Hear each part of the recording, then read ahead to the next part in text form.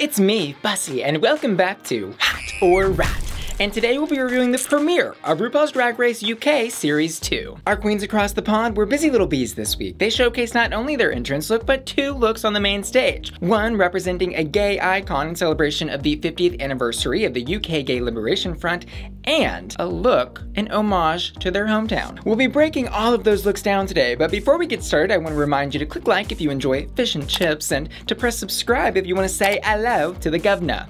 Now, let's get started. Up first, and walking first into the runway, is Lawrence Chaney. It's giving me very like Versace kind of print, but done in the Lawrence Chaney way with that purple and gold in there, mixed with Alexander McQueen styling Lady Gaga in that all gold look for Bad Romance. The only thing I'm not following wig over heels for are like those gloves. They look a little bulky, I think, compared to the tightness and structure of the rest of the outfit. That said, I was still very impressed by this. She says she's the Susan Boyle of drag, and you know what? She dreamed the dream, and I dreamed of Lawrence, and this look is hot. As for her gay icon look, she chose Diana Rigg, who I had to look up. She apparently was an actress in a show called The Avengers, which has nothing to do with our modern superhero movie or Robert Downey Jr., which may be a little upsetting for some of you, but you know, not everything is about America. Wow, this look that she recreated, she has done so well. I love that the coat reveals to that sleeveless moment. Those hip cutouts are such a sexy little moment. It's stunning, jaw-dropping. The way it's shaped, the structure again throughout her looks is so marvelous to see. I didn't know Diana, but I'm glad I do now. She may have even rigged the runway. This look is hot. And finally, for her Queen of the Hometown runway, she really took all of the girls to church. She's giving us a stained glass recreation. It's so gorgeous. It's like nude latex with some black shapes recreating like the seams of the window panes. I think my favorite detail of the dress is the bottom part where the hem breaks into the red ruffly skirt. Like those very sharp points going up and down into those very smooth curves. The whole thing is just perfect. Lawrence really did leave her stain on the runway today. This look is hot. Next up, eat your heart out. It's Cherry Valentine. Cherry's entrance look is giving me kind of like Morticia meets Matador. A twist I never expected, but I'm pleasantly surprised with. On the black catsuit portion of this outfit, she has these red gashes that are just oozing rhinestones, jewelry, and even roses. I mean, the details, people. This is why Cherry is going to go far in this competition. She thinks about everything. When I was watching in my notes, I just wrote, show-stopping. She stole my heart. This look is hot. On the main stage, her gay icon look was Freddie Mercury. I'm loving how dragged up the hair is. I think hair is so important in a recreation, and of course the mustache helps as well. And then the vacuum, I was a little confused, but I think it maybe is a reference to Another One Bites the Dust. Like she's literally vacuuming up the dust. Like how original. Girl, she's making us think. And as for this look, well, that's a wrap. City. This look is hot. For her Queen of Darlington look, she recreated the, I guess what is famous there, clock tower. I'm loving the Victorian steampunk vibes of the entire thing. The fact that her hair literally looks like soot. One of my favorite details on this is that when she turns around, she actually has what looks like the steel grate of like a train or like a coal engine thing going on there. Like, I don't think people were expecting Cherry to be so much of a spooky queen, but I think she really is turning out to be. This look is undead, but I'm living for it. It's hot. Hair grow long like Chia. Money go long like Nia. My twin's big like Tia. It's Disney's long-lost superstar, Tia Kofi. Her look, however, didn't leave me thirsty. In fact, I think her hair was left a bit thirsty. It looks really, really frizzy. It's giving me very like Fran Drescher up top, and then like confusing nightclub boots at the bottom. The two pieces of her outfit do not match at all. As it is, I was just confused. I think she really cheated herself out of hot on this one. It's a rot. As for her gay icon look, she cracked the code. It's drag queen Alan Turing. It's a beautiful suit, and it's got this rainbow binary code. She says spells out love. Like, the details are all there. It's really fun, and again, conceptual, which is great for the RuPaul's Drag Race runway. But like, would I look at this and know that she was trying to do some sort of Alan Turing fantasy?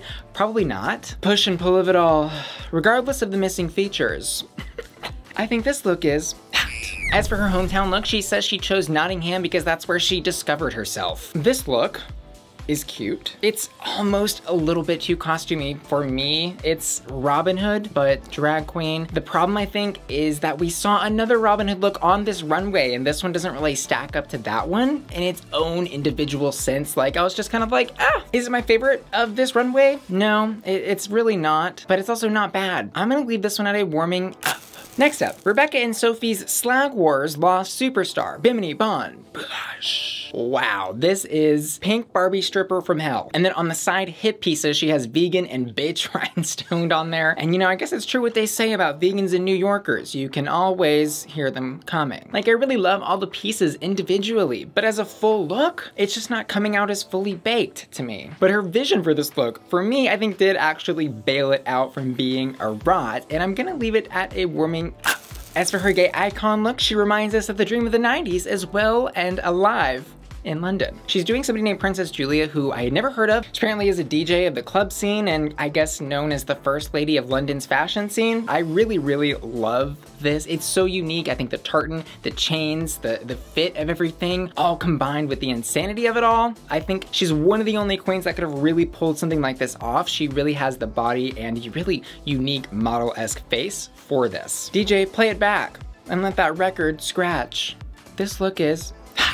As for her queen of the hometown look, she went for a soccer player. I saw what she was going for. I wanted to believe in it. I really wanted to like this look because I thought it was unique, fresh, and fun. But I think the final detail, right? Like, she wrote down a great idea and then she just didn't know how to put it into real life. Bimini's body is banging, but you know Rue ain't into that meat that she's slanging.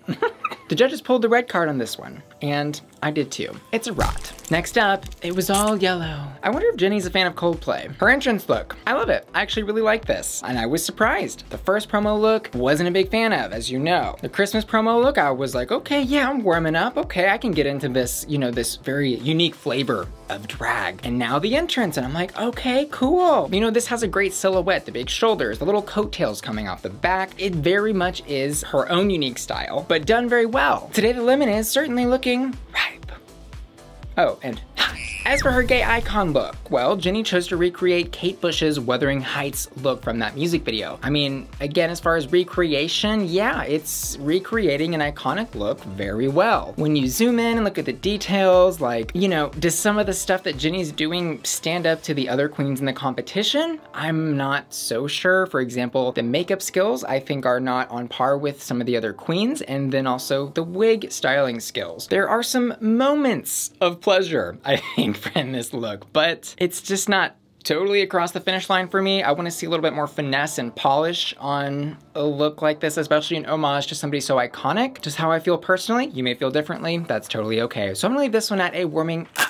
As for Ginny's Queen of Worcester look, well, I love it. Ginny is doing this famous male impersonator from 1890s into the 1900s named Vestatilly. The suit fits well. I love Ginny's interpretation of making everything orange, which is very on brand for her in the sense that it's a single color palette look. The cummerbund, the ruffled top, very of the era, the top hat with the feather. I mean, all the details are there. I think this look definitely stands up to Vestatilly's legacy. I'm fancying a sauce, and this look is hot. Aren't you glad I didn't say rat? Next up, she's just a baby. It's Ellie Diamond.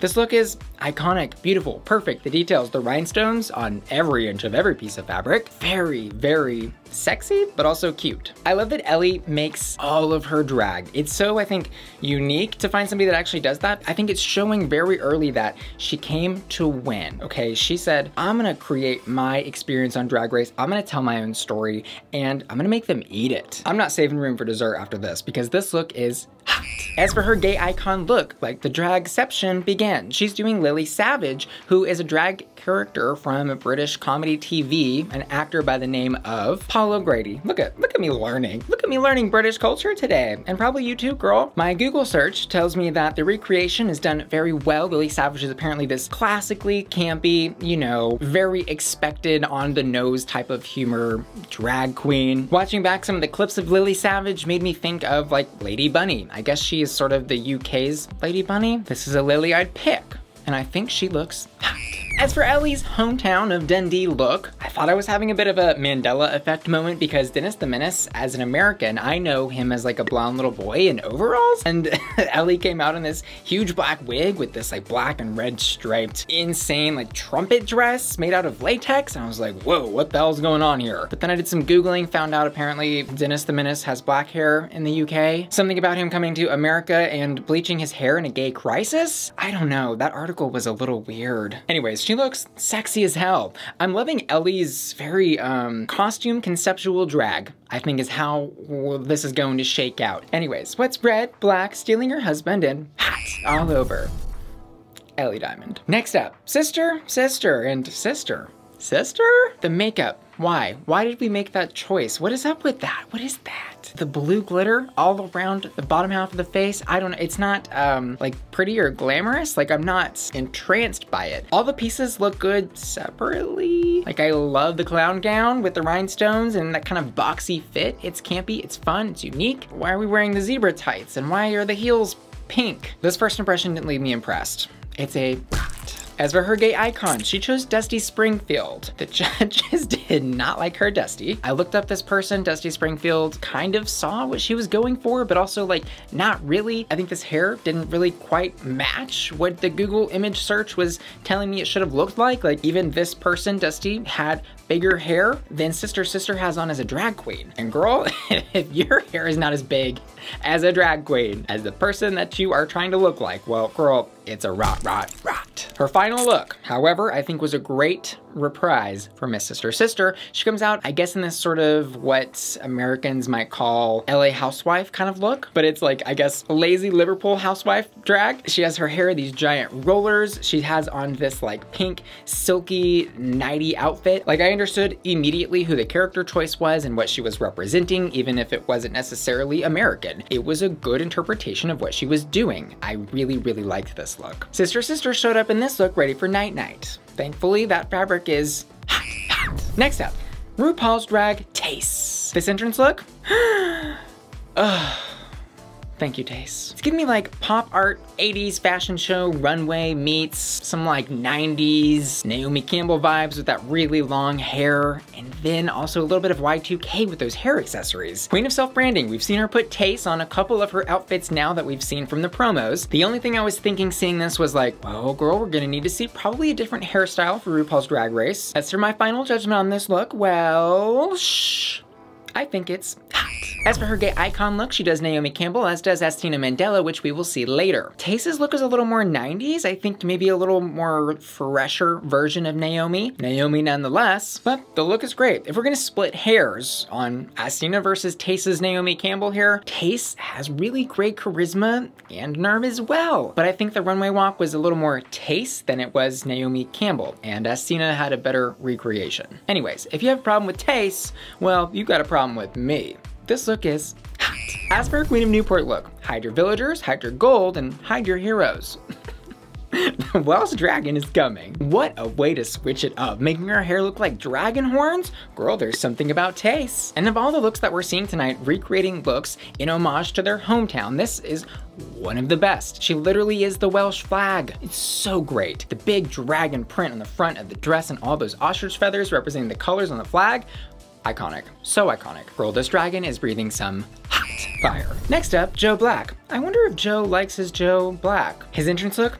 Amazing. Very fortune teller of the 20s meets that kind of cabaret style, totally black sequined with that head wrap and the feather. Gorge, totally gorgeous. I really love everything about Joe Black. The vibe, the of the era fashion that they give. Everything is really just so perfectly crafted, and the character is really, really well developed, and I think that's due to Joe's many years in the industry. Anyways, yes, I do think this look is hot.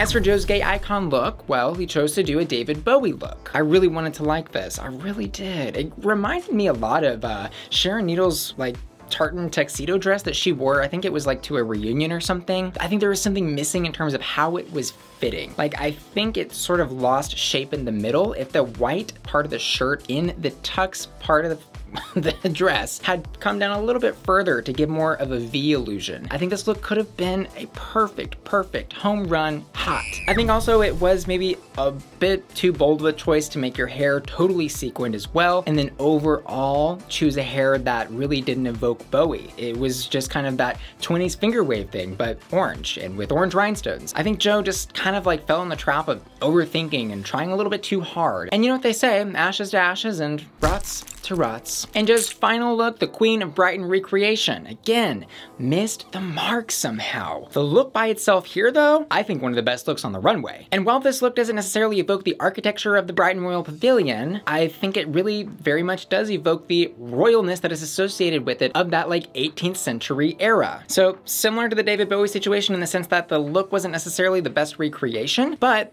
this look was actually done super well. This one is 24 karat gold, mama. It's hot. Finally moving into Veronica Green. Well, there's so many looks in this episode, I'm gonna scream. Miss Veronica is giving us kind of like a Adore Delano's dress from that RuPaul runway in season 6 meets Courtney Act meets 80s prom. It's interesting, it's pretty, but I just feel like I've seen it before, like a million times. I'm also loving that he said he goes from Gollum to gorgeous in drag. Iconic. This look isn't my precious, but I still think that it is hot. Veronica's gay icon look, oh boy, it's George. This look on the runway, I don't think the most carefully crafted, not the most well put together, but very much says Boy George. Like, I looked at this before the thing even came up and I was like, oh, that's Boy George. And I think that is really what put her above a lot of the other girls in this competition. It is a little arts and crafty, but you know, by some miracle, I think she pulled off an excellent recreation. The look on its own, kind of a rot, but for this specific runway, I'm gonna give it a hot. Her final runway for Lancashire. Lancashire. Okay, whatever. She says it's representing her journey, something about going from north to south and a rose being upside down. The Rose of Lancashire. You know, I think it's kind of a shame that she had such a misunderstandable concept. Regardless of this concept being a little thorny, I think she looks absolutely gorgeous. And I love the detail of the roses in the hair as well, just to remind you, hey, yep, I am a rose. Got the rose in my hair too. Here it is. And a rose by any other name would be as red. This look is hot. Next up, winner, chicken dinner. It's Asttina Mandella. The entrance look that she brought to us, it's nice, it's pretty, but it's kind of boring. It kind of reminds me of her promo where it was like cool, but then like, where's the wow factor? Where's the piece of this that you really put your stamp on? That said, confidence is key, and girl, it do take nerve. Miss Asttina in those confessionals, rude, rowdy, and disrespectful is how she describes herself. Anyways, back to the look. It's simple, fashionable, in a sense. It's kind of like a dancer on her off day. She had to go to the office and like check some emails and make some copies, but overall, kind of forgettable. I'm gonna leave this one at a warming up. As for her gay icon look, no, you're not seeing double. She also did Naomi Campbell. They have a little moment where they recognize that there just weren't that many black gay icons that these queens had to look up to over in the UK. And I think it was really great that they both got to do the exact same person and not be penalized for it, because they also did the looks in their very own unique ways. Her Naomi Campbell on that runway is Naomi Campbell on the runway. Wow. The confidence. The way Asttina walks the runway, no other queen walks like her. The way she holds her head, her face, every single moment, perfectly poised, calculated, exceptional. Truly, this look was absolutely serving it. The house down boots. It was hot.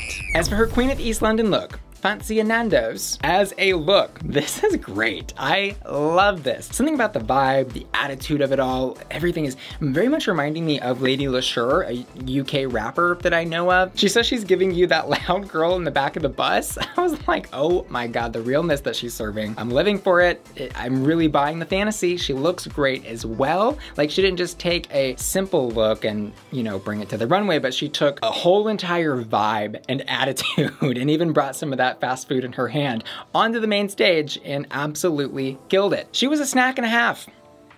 This look is hot. Next up, there's no place like the whorehouse. There's no place like the whorehouse. Whorehouse or home? It's a horror. This was great. I love that she took a classic gay icon that RuPaul loves, nonetheless, and she did it in her own way. It so very much is her. She put her stamp on it. All the iconic pieces are there. The basket to carry Toto in, the red hoary boots, the ruffled crop top, and of course the extremely short little panty skirt with the peplum on the sides, exactly how Dorothy wore it in The Wizard of Oz. Ahura did an entrance look very, very, very good. This look is hot. As for her gay icon look, she chose to do Vivienne Westwood, who famous fashion designer in the UK known for bringing like punk to the mainstream. She very much brought punk to this runway, but it was almost a little bit too much for me. There was a lot of fabric going on, and then the makeup I think was a little bit distracting, but that's a small complaint. I love that she chose to do a fashion designer as a gay icon because she herself is a fashion designer. Girl, the self-reference, we love to see it. And overall, yeah, I think I do like this. I think I'm gonna give this one a hot. As for her Queen of Nottinghamshire look, well, it's not another Robin look. Well, I wonder if she stole it. This, I think, was a Robin done better than Tia Kofi's Robin because it's more unique, it's more self-stamped. You know, it has that Ahura flavor in it. It's sparkly, it's green. It's almost like Robin Hood meets Peter Pan. Like, I think if Batman were gonna choose a Robin to be his partner, he would choose this one. Because not only does her outfit look great, but, you know, she's a bit of Ahura. This look is hot. And girl, woo, never thought we'd see the end of these looks, but we finally made it. The bottom two of this week are Bimini and Joe Black. They end up lip syncing, and Bimini proves she is the bindiest bitch. She really is. She does handstands, splits, girl, she does it all. It was kind of weird because I thought Joe kind of like gave up a little bit halfway through the lip sync, or maybe the editing was weird. I'm not really sure what happened there, but it did break my heart. Mostly because I didn't want to see either of these queens go this episode. They were both actually two of my like top 5 picks. Unfortunately, the judges didn't really like Joe Black's runway looks. I thought they were pretty good on their own. Again, yeah, they didn't really, I think, hit the references as hard as they needed to, but the other person in the bottom, Sister, I think, for me personally, had slightly worse runways and an overall worse showing in the competition. I probably would have done a Joe versus Bimini lip sync had I been on the judging panel, but it is RuPaul's Drag Race and not Bussy's imaginary fantasy. Anyways, we say goodbye to Joe and he disappears into a cloud of smoke back into the 1920s, from the era of which he came. As for my hottest hot this week, well, today we have two. My hottest hot of the gay icon runway goes to Lawrence Chaney, and my hottest hot of the Queens of the Homeland runway goes to Ellie Diamond. I also ask my patrons every single week to vote for their hottest hot, and this week, for the gay icon runway, they chose Cherry Valentine. And as for the Queens of the Homeland runway, they chose Lawrence Chaney. I'll see you guys next time. Love ya. Bye. Hi, ugly. It's me, Bussy, and welcome back to Hot or Rot. And today we'll be reviewing RuPaul's Drag Race UK Series 2, Episode 2. Today our queens performed in Rats, the Rusical, a parody of course of the original Cats musical turned theatrical disaster a year or two ago. Does anyone still have nightmares of Rebel Wilson ripping her skin off and eating the heads of the cockroaches that had human faces? Yeah. On the main stage, the runway category was Surprise, Surprise. Before we get started, I want to remind you to click like if you're feeling jellical, and to press subscribe if you want to live to see tomorrow. And I also want to remind you that my channel is made possible by my generous patrons over on patreon.com/BussyQueen. What's that? Oh, well that's my members only website. That helps me afford things like makeup, hair, wigs, studio equipment, rent, and food. In exchange for just a few pounds a month, you can become a member of my exclusive community and get access to exclusive content that I don't post anywhere else, like lip sync reaction videos, my deleted video archive, and even random videos like ASMR unboxings. My patrons also get benefits like access to the Bussy Queen Discord, their name in the credits of my videos, and personal shoutouts. Simply put, YouTube ad revenue ain't all that hot. And my patrons help me earn a livable wage from the 80 hours or more of work that I put into my channel every single week. So, what are you waiting for? Click the link in the description of this video and join my patron family over at patreon.com/BussyQueen. Now, let's get started. First up, roll out the wed carpet. It's Ahura. Her surprise look is taking us from groom to bride. When it first hit the runway, I really wasn't sure what I was thinking. It was very like gentlemanly, man of the old manor. Like I'm not totally sure where the top hat and cane came from. Maybe it's like a British thing that grooms wear top hats. I don't know, y'all will have to let me know down in the comments below, but that's what was happening. I've got to say the dress and hair on this bride look are particularly beautiful. And I also love that the hair worked really well as a man's haircut underneath that top hat with the little blonde curls peeking out from underneath it. You really didn't expect all of those elements to come out of such a almost basic looking manly look. She looks great in both of these, don't get me wrong. My only critique of these looks is that they could have looked, I think, a little more original to Ahura. Like if your name is Ahura and you're gonna give me a bridal fantasy, I wanna see something a little bit like sluttier or like true to the name, kind of like how she transformed that Dorothy look in her entrance look to something very much with her stamp on it. I just wish she would have, you know, spoused these looks up a little bit more. But then again, maybe she had the bride idea to play it safe on the runway this week. I mean, I'm not married to these looks, but I'll be damned. They are indeed hot. In Rats the Rusical, she was Bimini's sidekick and was, I think, brought to life by Bimini, but had her own funny moments that had me laughing. I think she had a really great performance and, yeah, I think she proved herself to be a formidable contestant this week. Her performance was hot. Welsh, Welsh, Welsh. Next up is Lawrence Chaney. Lawrence came out on the runway in this sparkly blue pantsuit. I was a little confused seeing this one too. I just didn't immediately get that she was supposed to be doing the Scottish flag, which was explained later on her Instagram and in her confessional of the episode. I was also a little bit confused by her runway because I don't think that this first look got to have its own moment on the runway. She revealed to the surprise look, I think, way too soon. Her runway overall was very much Lawrence Chaney through and through. Scottish blue sparkly pantsuit, tartan bagpipe kilt fantasy underneath. But I really kind of wanted a little bit more balancing in the top part of the silhouette because the bottom part of that tartan dress was so big. Overall though, two very strong looks from Lawrence and a gag and a half that she was able to fit such a huge large gown in that pantsuit. I'm gonna give this one a soft hot. You know, like there's definitely a flame, but it's a small flame for me this week. As for Lawrence in the Rusical, I think the same thing that really elevated her runway, elevated her performance in the Rusical, her personality. Even though she was messing up, kind of unsure of the choreography, and maybe didn't deliver her lines the best, she was still funny and enjoyable, and you want to see Lawrence on your screen. Like, she makes me smile. She's one of the reasons that I am still watching Drag Race UK. She's very, very likable. But I don't think that charisma alone is going to take her to the finish line of this drag race. In the Rusical, well, she was the rentabilitor. This was a rat. I mean, rat. Moving on to Pucker Up, it's Ginny Lemon. Ginny says she's giving us a 60s garish, tacky look. She absolutely is, and the surprise is that she reveals that dress to the very same dress underneath, and then she turns around and shows off her furry arse. So the dress by itself, I was actually, again, pleasantly surprised with Ginny on the runway. I think her character and the way that she moves on the runway is very much in character 100% of the time, and if anybody could sell that ugly dress, it is Ginny Lemon. The surprise part of this runway, it just wasn't a surprise for somebody like Ginny Lemon to do something as, you know, dumb and silly and campy as she did. I think moving forward in the competition, Ginny's gonna have to be really mindful of the amount of versatility that she's showing the judges. I think they probably are gonna get to a point where they're really gonna wanna see Ginny do something different from her standard brand. And it's totally okay that she has her unique flavor of drag, but it is a competition and they are being challenged to step outside of their box. While I wasn't totally surprised by Ginny's runway this week, I have to admit that I did crack a smile when she turned around. I'm gonna give this look a hot. In the Rusical, this was a moment where I totally have to agree with the judges. Tia Kofi perfectly casted that Rusical. Ginny was the perfect narrator of the entire thing, showing off amazing vocal chops, comedy, like she was just absolutely perfect in it. Ginny was hysterical in the Rusical. I think her performance was hot. Next up, you bring the spoon, she'll bring the black balloon. It's Cherry Valentine. She comes out in this giant yellow and black polka dotted dress that has a tutu wraparound and a huge bow on the head. She's carrying a black balloon. I was kind of like, what the hell's going on here? It was a little confusing, especially when the reveal happened and it really was just the removal of the bow and the tutu to the word gender over a pregnant belly. I love that yellow was used. Yellow is like the gender neutral color. You know, when somebody doesn't want to know the gender of their baby, that's the color they use, at least here in America. But the actual surprise, it felt a bit lackluster for somebody as cerebral as Cherry Valentine. She has such an attention to detail that has been unmatched by the rest of the competition.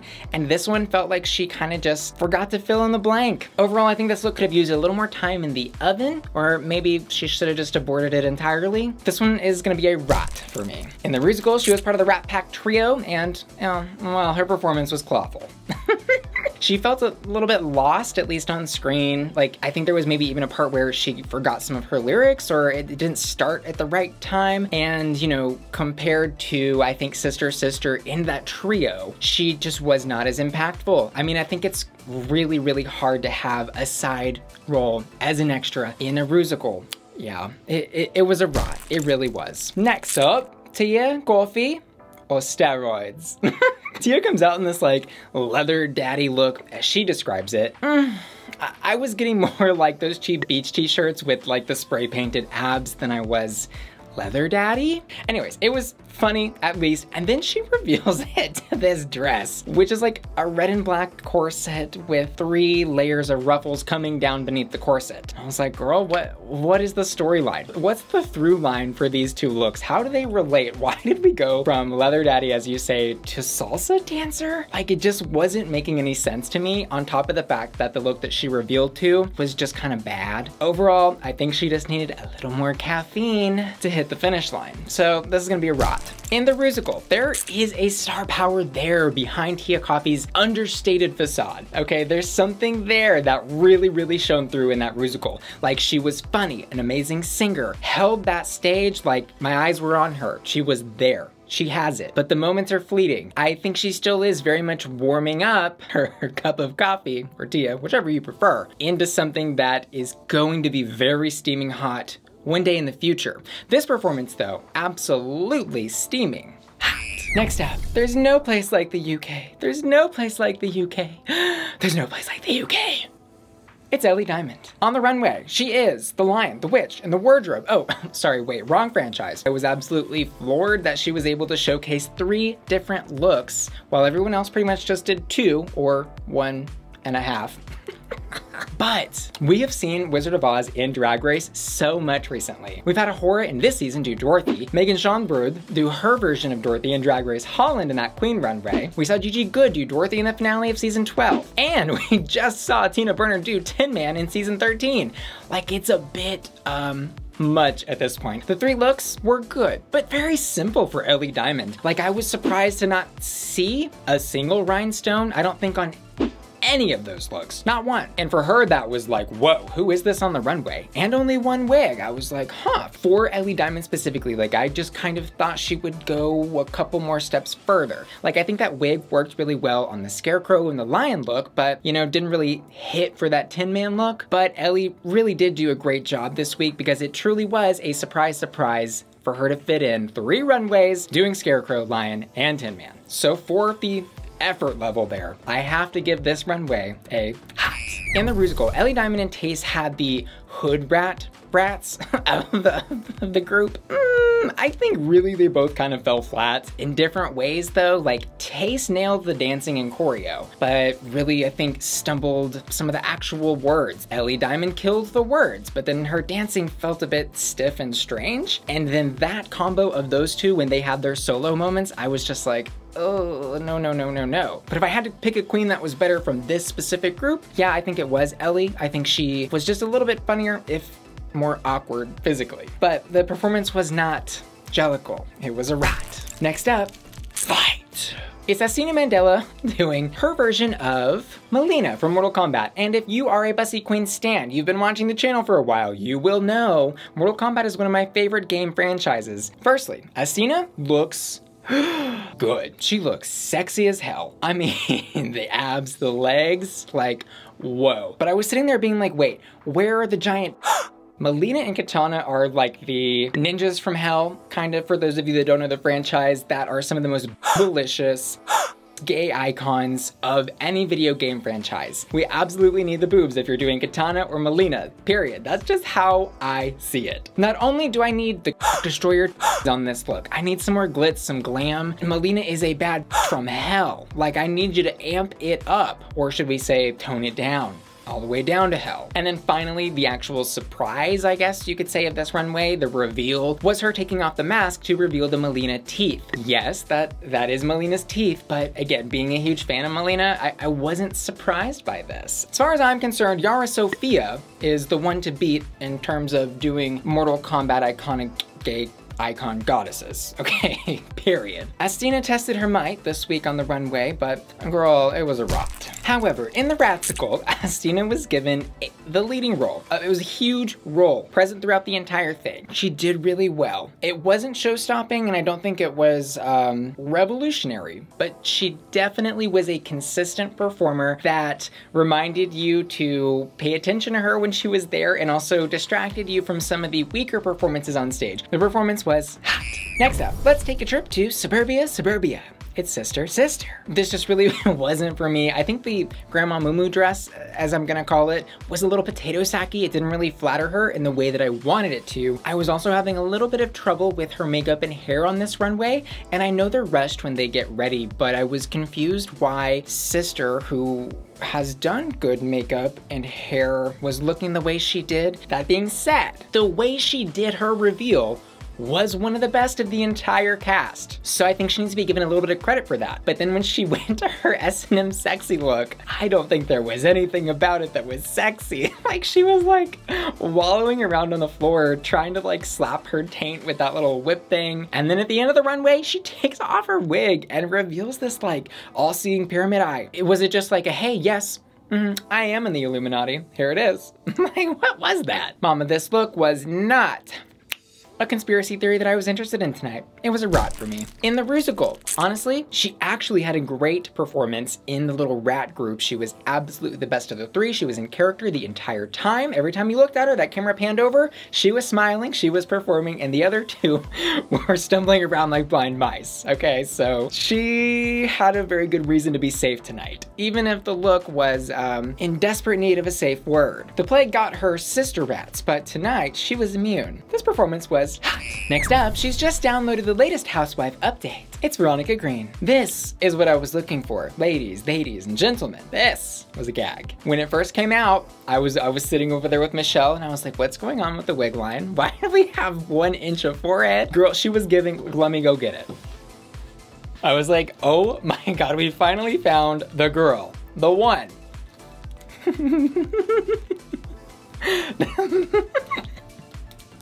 The girl that models the wig caps. It's Veronica Green. Y'all, I'm shook. This is not how you wear a wig cap. Anyways, all jokes aside, thank God the wig comes off and turns out this housewife's a house bought. The housewife look wasn't my favorite for a couple of reasons. I think it was too baggy. There was so much bagginess in it that I think it lost a bit of its shape, although that also kind of made it campy and fun. Then the reveal happens and I'm losing my mind. I'm absolutely loving it because this is drag at its best. A housewife becoming a robot. Why? Because a housewife, especially back in the 50s, you know, was expected to be the perfect woman. Bake, clean, cook, sex, you know, do everything, do it perfectly, have all the children. And it's like now, from our modern standpoint, it's like, how is one person supposed to be able to do all of those things? She can't, unless, guess what? She's a robot. Of course, the perfect housewife. I had some issues with the housewife look, but the robot look is giving me C3P Ho meets Mugler Woman meets Ex Machina. This robe is a robe. And in the Rusical, girl, this was Veronica's episode. This was her time to shine. And girl, she shone. She shone, and my eyes are blinded. We got to see the amazing talent that lies behind that very humble and kind of like Tia Kofi, understated personality. But baby, both of y'all have that star power. But Veronica, I think, was the star of the show. She killed it. Plus her rat costume left me itching for more. Her performance was hot. Next up, are you ready for that time again of the month on the runway? It's Tayce. Tayce is giving me like a little bit of Fifth Element meets Zombie Apocalypse meets Nicki Minaj Drag Race Season 12 premiere.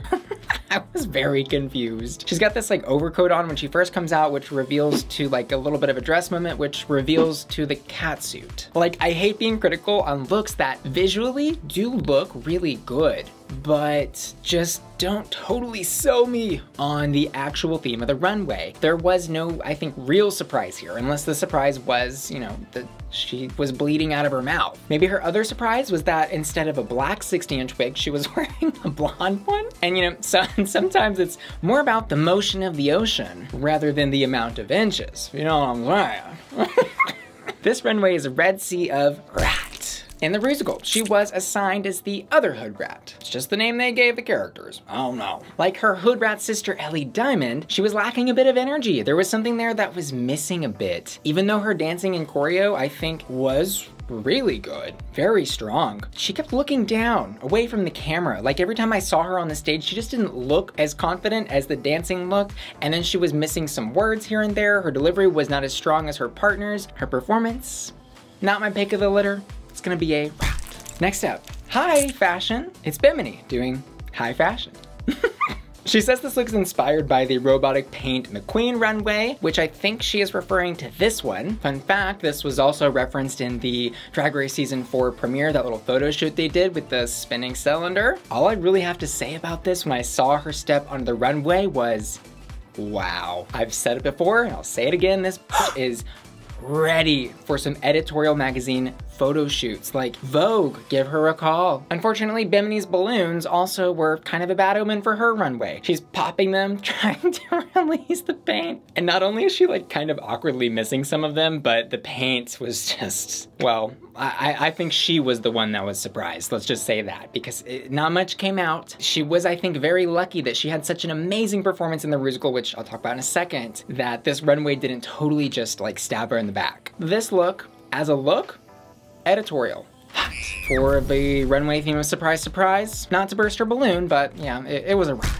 In the musical, girl, talking about somebody that owns their star power and can work a goddamn stage, it's Bimini Bon Boulash. I was shook at how enthralled and into her performance as the like bad rat I was. Like, she may have only had a supporting role, but I will remember that rat. And not to be cheesy, but her performance was a rat, a hot tooey. You gotta give me credit for trying it, right? Anyways, Veronica takes home the win, as she should. And the bottom two, bottom two. What do y'all think? Should it have been Tayce and Cherry Valentine, or do we think maybe Lawrence should have ended up there instead of Tayce? Also, I think Ellie could have been a contender for bottom two this week. Or are we just so in love with Tayce that we didn't want to see her in the bottom no matter what? Let me know down in the comments below. But alas, it is Tayce and Cherry Valentine. And unfortunately, Cherry Valentine sashays away, but didn't leave without making us fall in love with her first. Y'all, on another note, I'm shook. Still shook about Joe Black. Now I'm shook about Cherry Valentine. I don't even know who's gonna be in the top anymore. I had those two picked for like top 4. I really thought those were gonna make it to the end. Drag Race UK Season 2 is leaving me on my toes. Anyways, my hottest on the runway this week was Veronica Green. She had the best of everything. And I also asked my patrons over on patreon.com/BussyQueen to vote for their hottest hot. And this week they've chosen Veronica Green. Thanks so much for watching, and I'll see you guys next week. Love ya. Bye. Hi, ugly. It's me, Bussy, and welcome back to Hot or Rat. And today we'll be breaking down the Who Wore It Best runway and main challenge from RuPaul's Drag Race UK Series 2, discussing that shocking elimination and asking the question, what in bloody hell is going on here?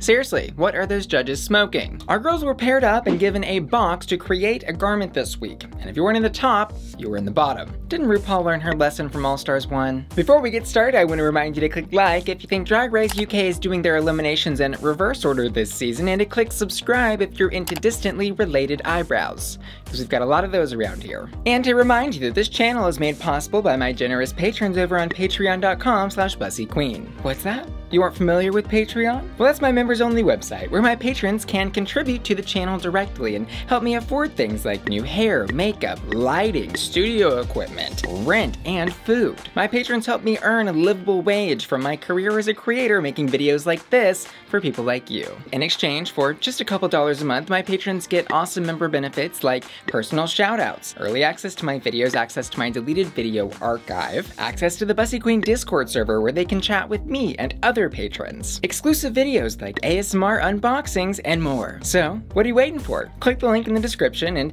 join my patron family today on patreon.com/BussyQueen. Thanks. Now, let's get this party started. First up, the newest Beetleborg, Tayce. Also, for those of you that didn't grow up in like the 90s and early 2000s and also live in the US, that was some weird like knockoff of Power Rangers where the superheroes were literally beetle cyborgs, and Tayce is giving me exactly that, and I love it. Now, the seamstresses in the comments can say whatever they want about the complete lack of hem and disconnected sleeves and safety pins trying to disguise said lack of hems, but this garment is amazing. For what she doesn't have in sewing skills, she made up for in in vision. She looks stunning. Also, she got read by Michelle for reusing the hair from that Welsh dragon runway, but I was actually happy to see it again. I think anytime Tayce takes an opportunity to not wear a 60-inch flat wig on the runway is refreshing and fun. This beetle may have been pushing some dung down the runway, but I would still wear it. This look was hot. Next up, Puff Puff Pass. It's Ahura. She was also given the black box paired with Tayce and also pulled off one of the best runways of the night. Girl, black is in, black is back, black is the new black. There we go. Ahura is giving me like a little 80s supervillain, a little Cruella, a little Parisian in the streets looking for a baguette, if you know what I'm saying. But it's also not necessarily one of the most original silhouettes or visions for an outfit for me personally. We have seen this almost exact outfit on Sharon Needles back on season 4 for the Bitch Ball. Maybe if they had a drag daughter together, they could name her Sharon Fashions. I do actually really love this look. The cape on it with the sleeves is really fun. The cat suit is cute, if a little boring, but well constructed overall. My only critique on this look is I love the bronze in the shoes, and I think I would have loved to have seen some of that bronze color brought up maybe into the hat or the shoulders somehow, just to really tie the look all together. Ahura's cat suit left me itching for more. Or maybe it's my allergies, but this look is hot. Of the two, who wore it better? This is a really difficult one for me because I loved the vision for Tayce's outfit so much, but Ahura's was better constructed. I have to pick Ahura's just because, like, if I was sitting on that judging panel and the challenge is to create a well-constructed garment from the materials that you're given, Ahura wins. Next up, the big, pink, furry box. First in this category is Ginny Lemon, and y'all, this look. The dress that she constructed literally is one sheet of silky pink fabric wrapped around her body and then I don't know what, like taped with Scotch tape in the back. I mean, it's not great. She walked out though and she really was feeling that like Paris Hilton who fantasy, but she really was giving me more like Nick Kroll as Liz and Liz and Liz, the little like sketch comedy show, which I love that character to death, but the garment left so much to be desired here. And that hair did too. I think there is a way that Ginny can incorporate a little bit of glamour and self-acceptance and love and beauty into her highly campy and outrageous style of drag. This, however, was not it. Okay, I think we can all recognize and admit that. Ginny, I have fallen in love, but this look on the runway tonight was unexcusable for me. This lemon is a lemon. It is hanging on that tree for too long and it is rotted.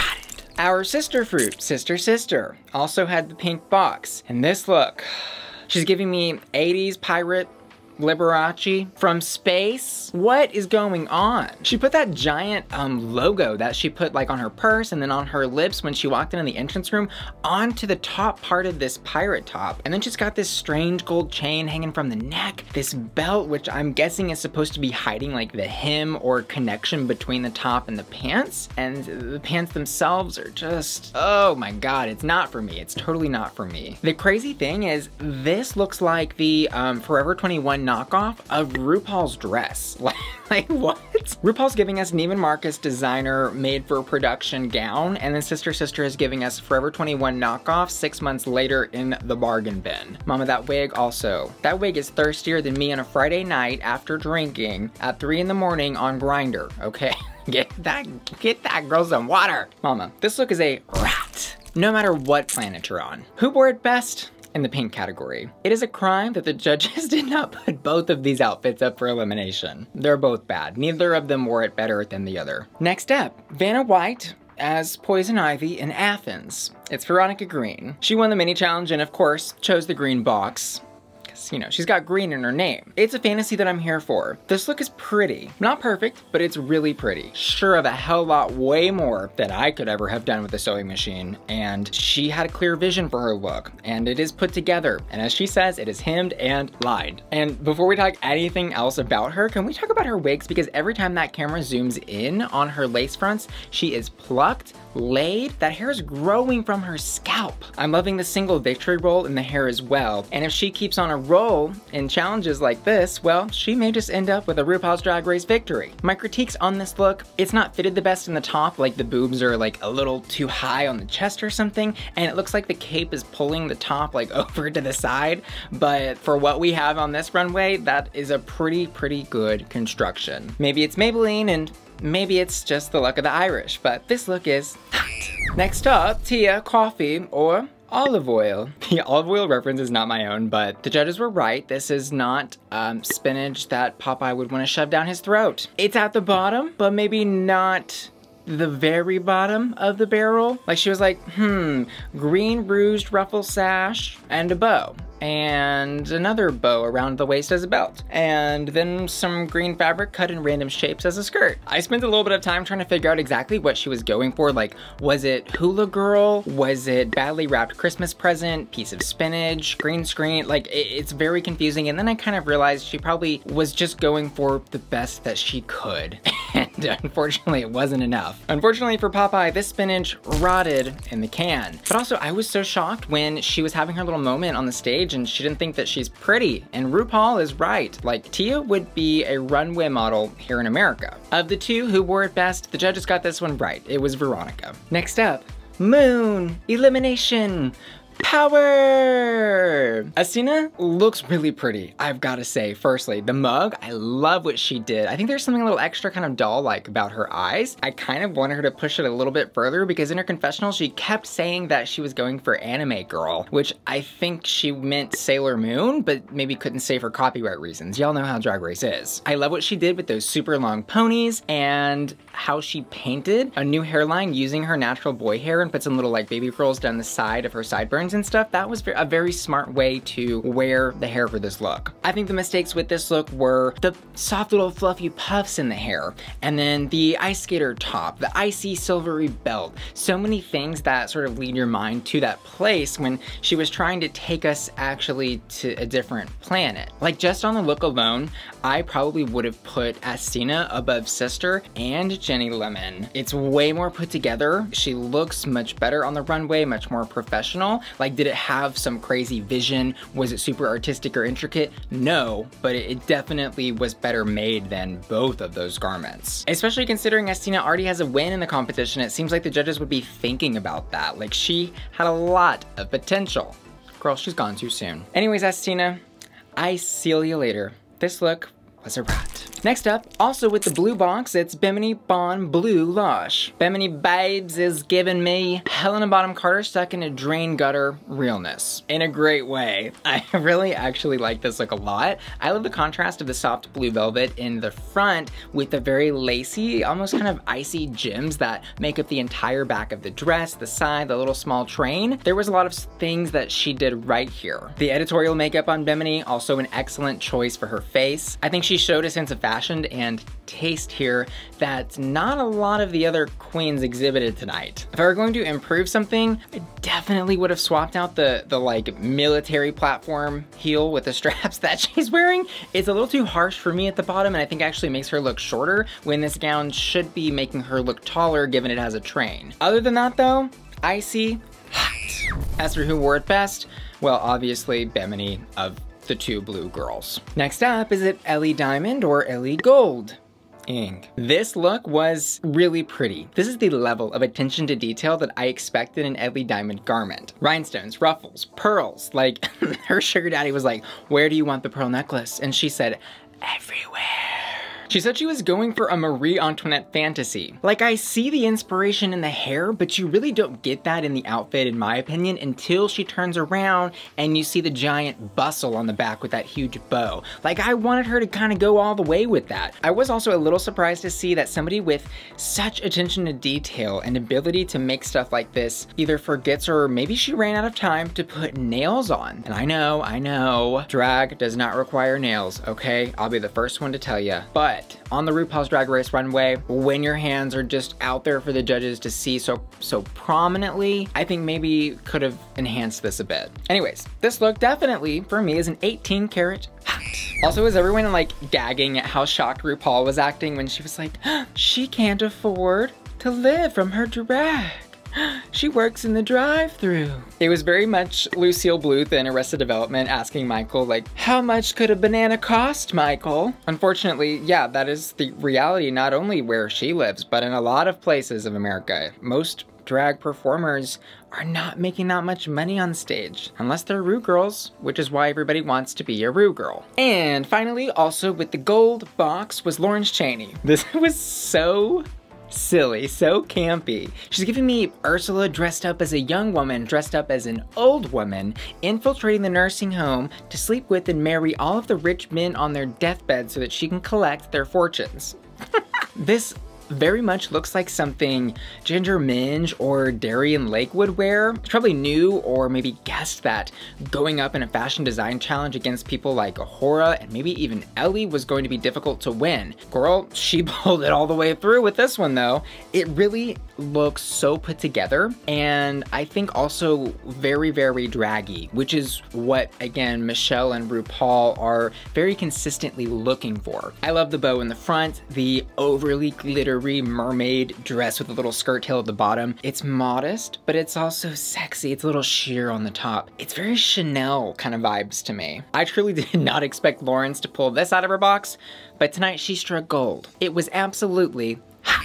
Who wore it best? Obviously Lawrence. Ellie's was very pretty, but I think just when you're comparing these side by side, I think having the full glam silhouette in the gown, it just looks better than a bodysuit, even if that bodysuit has a big bustle in the back. Now, the bottom two, this, I want y'all to go off in the comments about this. Let me know what y'all are thinking. Like, are the judges making the right decisions here? I think there is an argument of the 6 bottoms to put Tia and Asttina up for elimination, but there's also a very strong argument to put Ginny up for elimination for that dress. It really doesn't matter if RuPaul asked her to do glamour or not. That is still the dress that she made, and the other contestants are being judged based on their ability to create outfits off of the materials they're given, not whether or not they're presenting a certain style of drag. You know what I'm saying here? I think absolutely Ginny does deserve a lot of credit for going outside of her box, but it's almost kind of like playing favorites at this point when you're given a design challenge and then you give extra assignments to one person and not the other contestants. Anyways, it is what it is, and it's RuPaul's Drag Race, not Bussy's. But in short, I think that should have been a double save. They both really did a great job. And like, this is the week to use your double save, Ru. This was it. You missed it. After already eliminating 2 of your best contestants, you're gonna eliminate like one of your 3rd best? Why? I'm shook. I really am shook. As for my hottest hat this week, I'm gonna choose the one that is best constructed and that I would wear. And my hottest hot goes to Ahura. I also asked my patrons to vote for their hottest hot, and this week they've chosen Lawrence Chaney. And y'all can roast me for that pronunciation however much you want, because I don't care. Thanks so much for watching, and I'll see you guys next week. Love ya, bye. Hi, ugly, it's me, Bussy. And welcome back to Hat or Rat. And today I'll be breaking down the Monster Mashup runway where our queens had to combine 2 Halloween or horror favorites into one look from RuPaul's Drag Race UK Series 2 Episode 4, talking a little bit about that challenge and telling you what I really thought about this week's sour elimination. Before we get started, I want to remind you to press like if you're into floating and to press subscribe if the opening scene from It Too is still traumatizing you today. I also want to remind you that my channel is made possible by my generous patrons over on patreon.com/BussyQueen. In exchange for just a couple pounds a month, my patrons get exclusive member benefits, like early access to my videos, personal shoutouts, access to my deleted video archive, access to the Bussy Queen Discord server, and more. So, stop clowning around and click the link in the description of this video to join my Patreon family today. Now, let's get started. First up, it's Veronica Green. Sorry, I was looking at her runway too long and she turned me to stone. She's giving us a Medusa pig mashup. I was thinking, oh, it's like a dirty swine biblical reference, or maybe even Animal Farm communist overlord type of pig. And then she says, it's Medusa with Babe the Pig. And I was like, girl, what? Like, I don't remember Babe being a horror movie or having anything to do with Halloween. Maybe I'm just being too piggy. Regardless, I thought this look was really fun. I think maybe one of the best executed as well. The giant Medusa headpiece is jaw-dropping to look at, and I love the detail of the little like mirror reflection headpiece integrated into it as well. Veronica kind of has like a thing for, well, green, of course, and then also using sequins, and it works well for this, especially with that underside of the sequin being pink, kind of tying that pig flesh thing into the Medusa snakeskin reference even further than what she did with like her face. Was anyone else shook when RuPaul didn't say, "Medusa, I hardly know her"? Anyways, that'll do, pig. This look is hot. In the main challenge, her goth improv was a bit sad, and not in a good way. Definitely a rot. Next up, it's Sister, and she's all grown up. It's Mummy. She's giving us Mummy meets werewolf, but I was like, where is the wolf? Like, it was too colorful, too cartoony, and not scary enough for me. While the Mummy part of it very much was leaning into the horror fantasy, the werewolf part was just, I don't know, it wasn't anything to howl about. I think some ears, maybe a nose prosthetic, since so many of the girls went for that, would have been a really great touch, especially when you are using a reference like Mummy, which is kind of classically overdone. You know, we've seen it on Brooklyn Heights, and it is just such a classic Halloween trope. Let's freshen it up a little bit, you know? And I also just had like this totally random idea of doing this look of Mummy meets like Wolf, but it's Wolf of Wall Street. She could have had like money bags coming out everywhere like she was investing in stocks and I don't know, that's what I would have done. Yeah, but as is, it was a rot for me. It was really fun, I think, to see a little bit more of like who Sister was this episode, because she has had basically zero airtime for the past 3 episodes. It's like, where has she been? Just like sliding through the competition, hiding in the background in the shadows, and finally she's brought to the light. She was paired with Veronica this episode in the main challenge, and her goth performance improv thing, well, it was depressing. It was a rot for sure. Next up, it's Bimini Bon Boulash. She is giving us Playboy Bunny mashed up with the devil himself. It was very House Bunny, but make it really, really ugly. Like, I think the idea of what she did was so great, but I also think the execution was not great at all. I think her use of prosthetic here actually held her back instead of enhanced the look, and just brought attention to that wig, which girl has seen hell maybe a couple times. My favorite piece about this was like the red Playboy Bunny devil ears, but then the rest of it also just kind of looked a bit too costumey. The tail piece looks really cheap, the makeup wasn't finished correctly, it was basically just red foundation. The boots were those basic like red platform go-go boots that every queen has. I think also it's really hard to do a look like, let's say, Satan, when we have seen amazing Satan interpretations like Crystal Methods back in season 12. It's a shame this look turned out ugly as sin. May this look rot in hell. However, in the challenge this week, I was extremely impressed. Miss Bimini is climbing up that ladder. I think they're kind of building that little underdog story for her. You could even maybe say she was robbed of a win here. She really does have that star quality, okay? I'm definitely seeing her in my top 3. Her performance was hot. Next up, it's Frankenstein's girlfriend, or I guess his bride, meets vampire. Tayce looks flawless on the runway. She is ethereal, gorgeous, Victorian. Interesting, this is like the second time that she's been bleeding on the runway. Is she like our little secret horror queen, or what's going on there? I think she's one of the few that had a elevated level of taste on the runway tonight. Like, look around. Pretty much everybody else was Halloween costumes, and she is out here giving us Vogue magazine Halloween spook wedding bride realness. Like, there is this moment where she just like sits on the runway. She's just like licking her nails, just like making the judges eat it. The only issue I have with this look is, dare I say it, she might be too perfect. Like, the judges usually like people on runway looks that have a couple of flaws here and there, something they can be like, oh, you know, let's keep them humble. But I mean, there's nothing to critique her on, my God. Tayce, I'll eat you at the altar. This look is hot. In the main challenge, she was paired with Bimini, and they were an excellent duo. My personal favorite of the main challenge. I think they really held everything together and had the best chemistry. Definitely hot for me. Next up, let's talk about the lemon in the room. Ginny Lemon. She says 2 different things about her look. The first thing she says is toxic lemon gone viral. And then the next thing she says is acid witch. I'm not really sure that I saw more than one thing in this look though. Like, and I think maybe even Ginny realized she was really just serving toxic waste meets yellow branded Ginny Lemon. I think also hurting her here was like the shape of the garment and the execution of the outfit overall. It kind of just looks like 3 billowing pieces of fabric wrapped around her body. The wig, it leaves a bit to be desired. You know, it's has this like slicks back thing going on that, I don't know, it looks like she dunked her head in toxic waste and pulled it back up, and not in a good way. Had she elevated this just a tad more, maybe using that toxic waste to turn herself into some sort of like mutant werewolf or mutant vampire or really mutant, you know, fill in the blank, this could have been something really cool. Bit of a wasted opportunity if you ask me. Anyways, yeah, it's a rot. In the main challenge, she was tasked to report the weather. It was actually surprising to me that they put Ginny in the bottom for that performance, because while it was one note and I didn't really laugh at it, I also didn't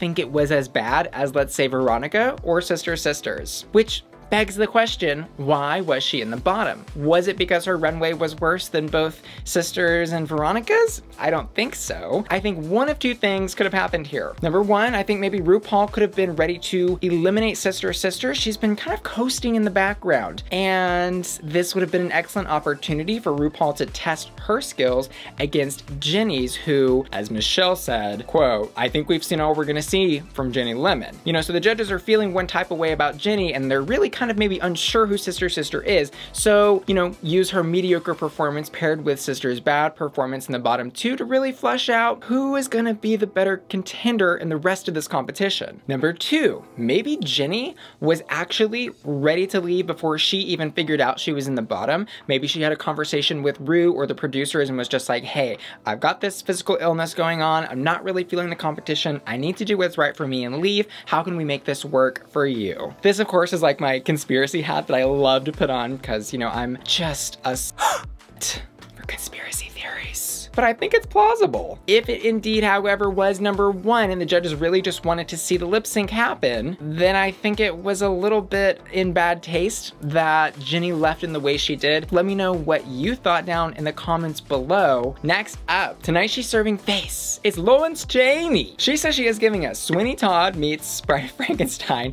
meets Leatherface meets Silence of the Lambs. Girl. She said, oh, y'all want some references and mashups? Well, guess what? I've got all of them. Every single one of them. There are parts of this I think that were done really well, and then parts that I think failed to impress me because there was just so much going on. The skin dress and face mask molded out of her own face. That was immaculate. So like jaw-droppingly perfect. I wish she had just left the references in those two places, like right, combine Leatherface with Silence of the Lambs, and then you just have this gorgeous like latex looking skin gown with your face coming down the runway, gagging us to death. So those parts of her look, absolutely loving. And then we start seeing Sweeney Todd come in with that like butcher bloody top and the rubber gloves. And I'm like, okay. And then we see the Bride of Frankenstein hair with like the googly eyeballs on the ears and her just standard face paint. It's just so disparate and there was no connection between those other references. But overall, I still think she looks great, and it's certainly a movie marathon that I could get behind on the right Halloween. This look is hot.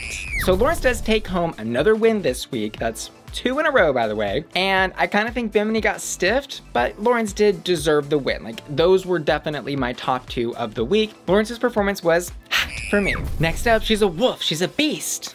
She's a motherfucking problem. The other girls is goons, but what's a goon to a goblin? It's Ellie Diamond, and she is giving us a goblin werewolf mashup. Like, it's cute. She didn't really give us much more than green face, prosthetic nose, and the exact same outfit with those thigh cutouts that she has worn now several different times. I think like her entrance look and another runway and now this one. I think she's kind of relying on it a little bit too much because it looks great one time and you can do something really simple with a really cool cut like that. But I need the actual look to go a little bit further. Like the fur is too clean, it's too pristine and perfect. I want to be spooked. And I'm not spooked. I just can't in good faith give this a hot. It's boring. I'm done with it. It's a rot. Side note, Juice from Canada's Drag Race had a really cool werewolf look that she was gonna wear on the hair runway with some really amazing face prosthetics that was spooky, that was scary. That's more of what I'm looking for and thinking of when I'm thinking of a werewolf. Next up, Tia, Kofi, or Pills and Potions. She is giving us equal parts Medusa Equal parts skeleton voodoo priestess. Girl, what is that? I've never heard of that. The headpiece is really cool. It's like pharaoh-esque. It's kind of like Medusa goes to Egypt. It's a really interesting interpretation. I also love that the snakes are skeletons. That was a brilliant little touch. I maybe could have even used more of them. I mean, hell, let's put 50 of them on top and wrapped around that amazingly gorgeous headpiece. I think it was also really cool to pair in this like really cool crystallized skull with some very different makeup for Tia. I think she deserves a lot of credit for really stepping outside of her box this week, because this, compared to what we've been seeing from Tia on the runway, is a major upgrade. It's a tad costumey for me, but it is Halloween, and I love that Tia really tried something different here, and I am appreciating her so much more and more. Like every week I'm just like, oh, I really, really like this girl. And you know what? I'm gonna give this look a hat. Next up, party. Okay, I saw Hora tweet that she has been getting a ton of Dora Delano comparisons, and it's not something that really crossed my mind until I saw the tweet, but now I cannot get it out of my head. I'm like, girl, if you do not want people to like say something, you do not repeat it, because it just brings attention to it. What are you doing? I also am really hurting for Hora because she's been getting lots of hate on social media, and I'm like, girl, who? Let me find them, and I will cut them. Moving on to the look, she is giving us Elvira Zombie with like some spider horror Halloween elements kind of tied in throughout the outfit. She is dripping in Swarovskis. I gotta say, when this hit the runway, I was gooped, I was gagged, I was shaking, I was crying. She looks so gorgeous. Like the only criticism that I could possibly give this look is like maybe she didn't hit the reference points as strong as she could have. Like Elvira without giant titties is like LaCroix without bubbles. Disregarding that lack of breasticles though, I love it. It's like sexy, slutty, exactly what I want from somebody named Ahura doing Elvira, and then she takes off that wig at the end of the runway and reveals a bleeding brain. I was also kind of gagging because the judges were like dragging her for, I guess, being too pretty and too perfect. And I'm like, she at least has a spooky contact in. Okay, Miss Lawrence Chaney has her same regular face on that she paints every week. Girl, nothing wrong with that. But like, how are you gonna read one girl for doing that and then just give the win to the other girl that did that? Double standards on Drag Race? Never. Anyways, I definitely wouldn't mind getting caught in her little web. This look is hot. As for the lip sync, well, y'all heard my conspiracy theories about why we ended up how we ended up tonight with only sister lip syncing. For lip syncing by yourself, she killed it. She turned it. She really turned it. It would have been so easy to like just stop lip syncing when your competition walked off the stage, or maybe just given like a really lackluster lip sync because you know you're gonna win it no matter what happens. But she did it. She really pulled through. She gave it her all. We also find out that this is the episode of the season where the girls take a break and then they're going to come back after like some period of elapsed time. I think it was like months. So I'm excited to see how much filler they're gonna come back with, how much Botox. Girl, they're gonna look totally different. They've been able to look around at the competition and be like, ooh, maybe I should pick up some new drag. Maybe I need to, you know, fix this part of my look. As for my hottest hat this week on the runway, I think I'm gonna go with Ahura. I think she looks the best of the girls. Like when you line them all up, she is the one that catches my eye. Girl, my pussy is on fire. It's hot down there. As for my patrons' hottest hot, I also asked them to vote on patreon.com, and this week they've chosen Tia Kofi. Thanks for watching, and I'll see you guys next week. Love ya. Bye.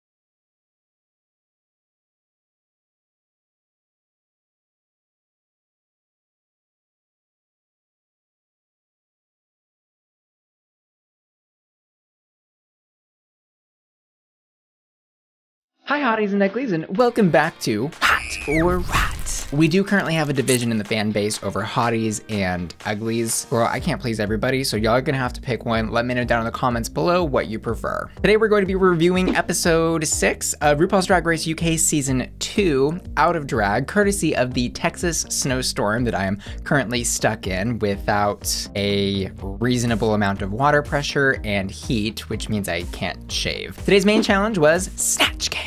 And today on the main runway, our queens had to serve a look from the pre-historic era. Before we get started, I want to remind you to press like if you don't want to see any more H&M on that runway, and to press subscribe if you love drag. Now, let's get started. First up is A'Whora, and I thought we could do something fun today because I did not know probably over half of these Snatch Game characters, and we could like basically figure out who they are together, have a little live and learn moment. So her Snatch Game character was Louis Spence.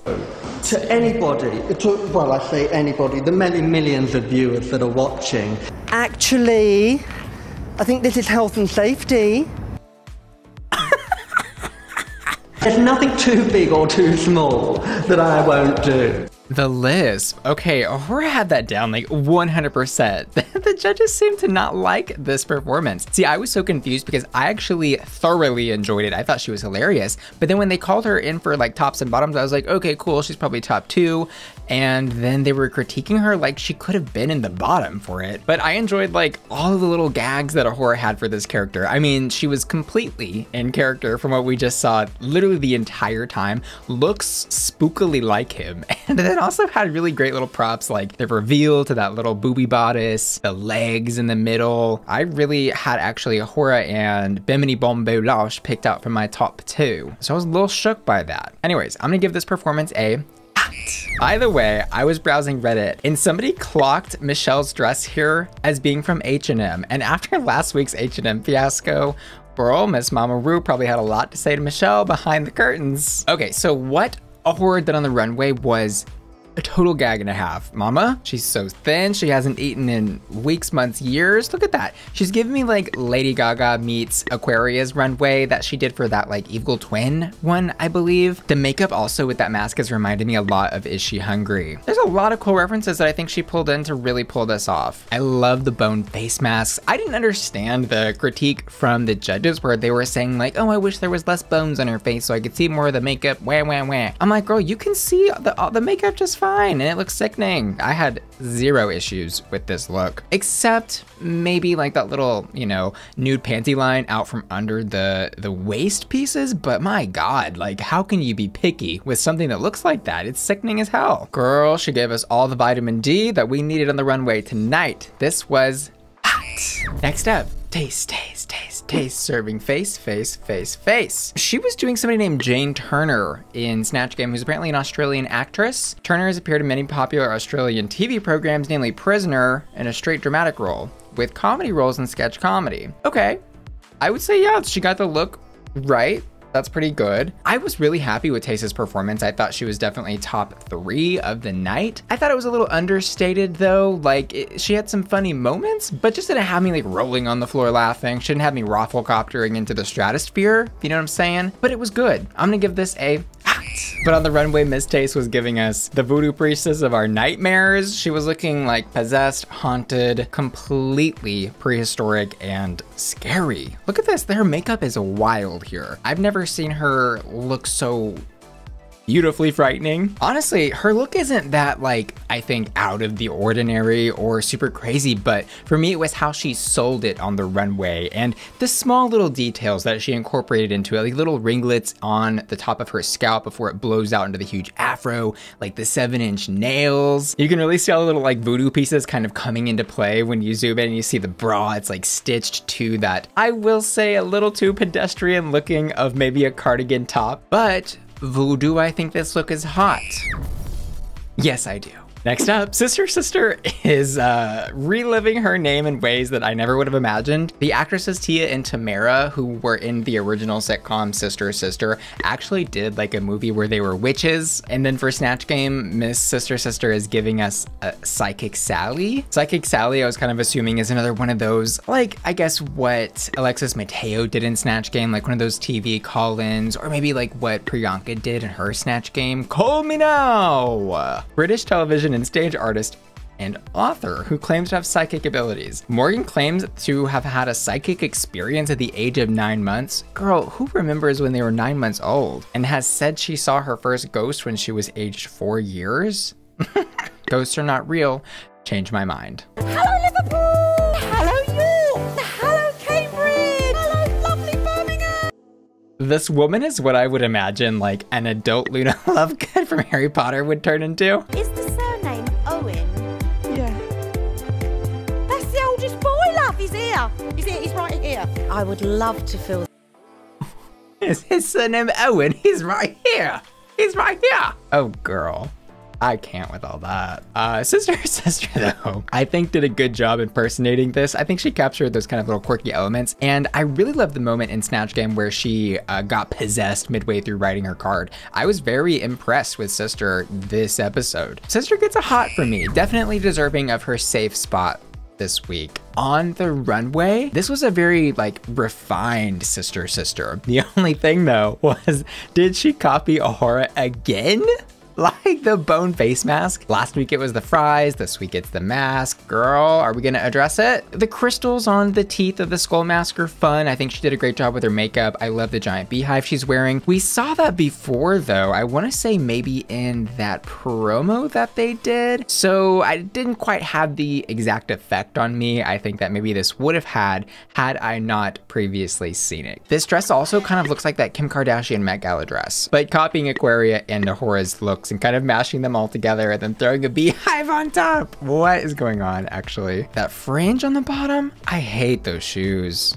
Sorry, this has to be a rat for me today. Speaking of rats, next up, Tia Kofi. Y'all, I really love Tia so much. And this episode really did break me. Like, was it her time to go? Yeah. But at the same time, like, I'm crushed at the outcome. In the Snatch Game, her Mel B was B for bad. All through and through. They were doing that thing where they were giving her a ton of airtime to sort of emphasize how bad she was doing, and it worked. I was like, please, it's hurting me. It wasn't funny. I don't think she really got the character right either. Maybe she hasn't really figured out how to deliver comedy as somebody else, because I think she's actually pretty funny as herself. But then all of a sudden when she had to be funny as someone else, she couldn't do it. Anyways, what she did on Snatch Game tonight was a rat. On the runway, however, well, girl, it was a night for doubling down on rats.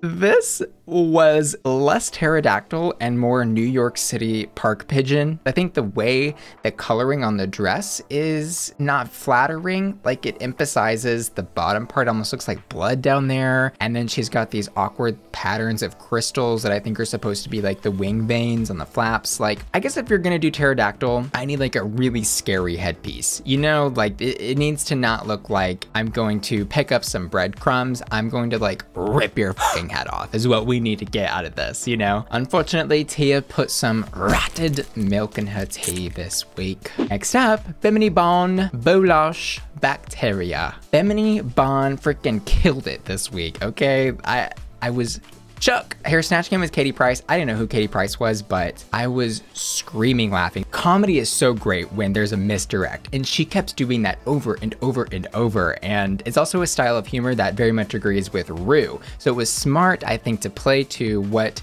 Bimini knew Rue liked. Assuming she was doing that, maybe she was just being herself, I don't know, but it worked out. Absolutely no question that she deserves a hat this week, and most certainly deserved that win. I mean, my God. Because what she did on the runway to couple with that perfect Snatch Game, jaw-dropping, editorial, Vogue. Like, I'm so excited for the rest of her runways this season. I cannot freaking wait. Like, this made me so proud.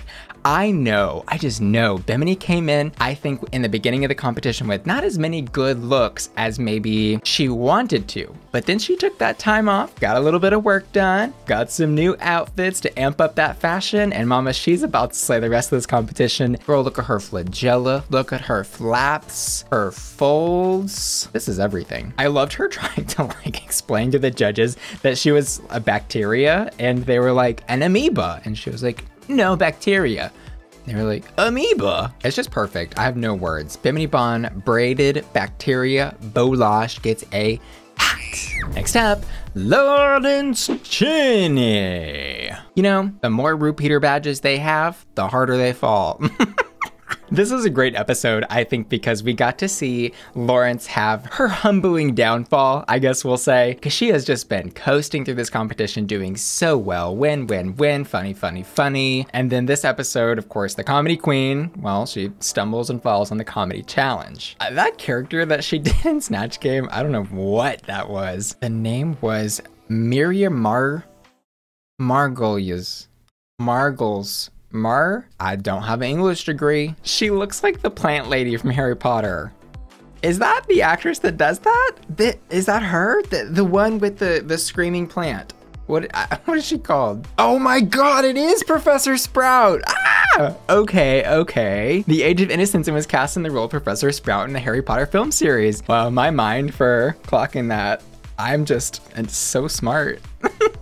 Okay, well now I have a frame of reference. See, if she had played the Harry Potter angle, that would have maybe been funny, but she kept just doing these weird lesbian jokes that were not funny. And she also made the mistake of, I think, trying to be too intelligent about everything. Like, she would say her joke and then no one would laugh. And so she kept going, just like was like digging herself in a Professor Sprout potted hole. That was a Miriam Margot rat. On the runway though, I think this was really well done, if a little basic, but she looks pretty. You know, it's kind of like how I felt about Sister. Like, did Sister look good? Yeah. Does Lawrence look good? Yeah. These girls came to slay. Like, they're not playing around. When I'm giving rots here, like, it's not that serious. Like, it's just like, this isn't, I think, as creative as, like, let's say Tayce's and Bimini's this week. And it falls flat when you line them up next to each other, right? But standing on its own, Lauren looks beautiful. For prehistoric, she's got some teeth on her neck. She's got these little tiger scratches on her chest and on her head. Like, there's some fun details, but I want a bigger hair, something more original. And I guess she was kind of going for like rotted teeth because she was a woman from the prehistoric times. I don't know. I think there's just a lot of directions she could have gone here that she didn't. This is just a yabba dabba dabba dabba rat for me. Finally, we are getting into Ellie Diamond. Shine bright like an Ellie Diamond. Shine bright like a diamond. People always ask me in my lives and stuff if I sing, and if that doesn't answer your question, I don't know what will. In Snatch Game, Ellie Diamond did Vicky Pollard / Matt Lucas, who I realized I was familiar with after I looked up the reference. Did you experiment with drugs? Oh my God, that is so out of order. I tried drugs like once for like 8 years, but apart from that, I've never even done nothing or nothing. Anyway, if anyone should...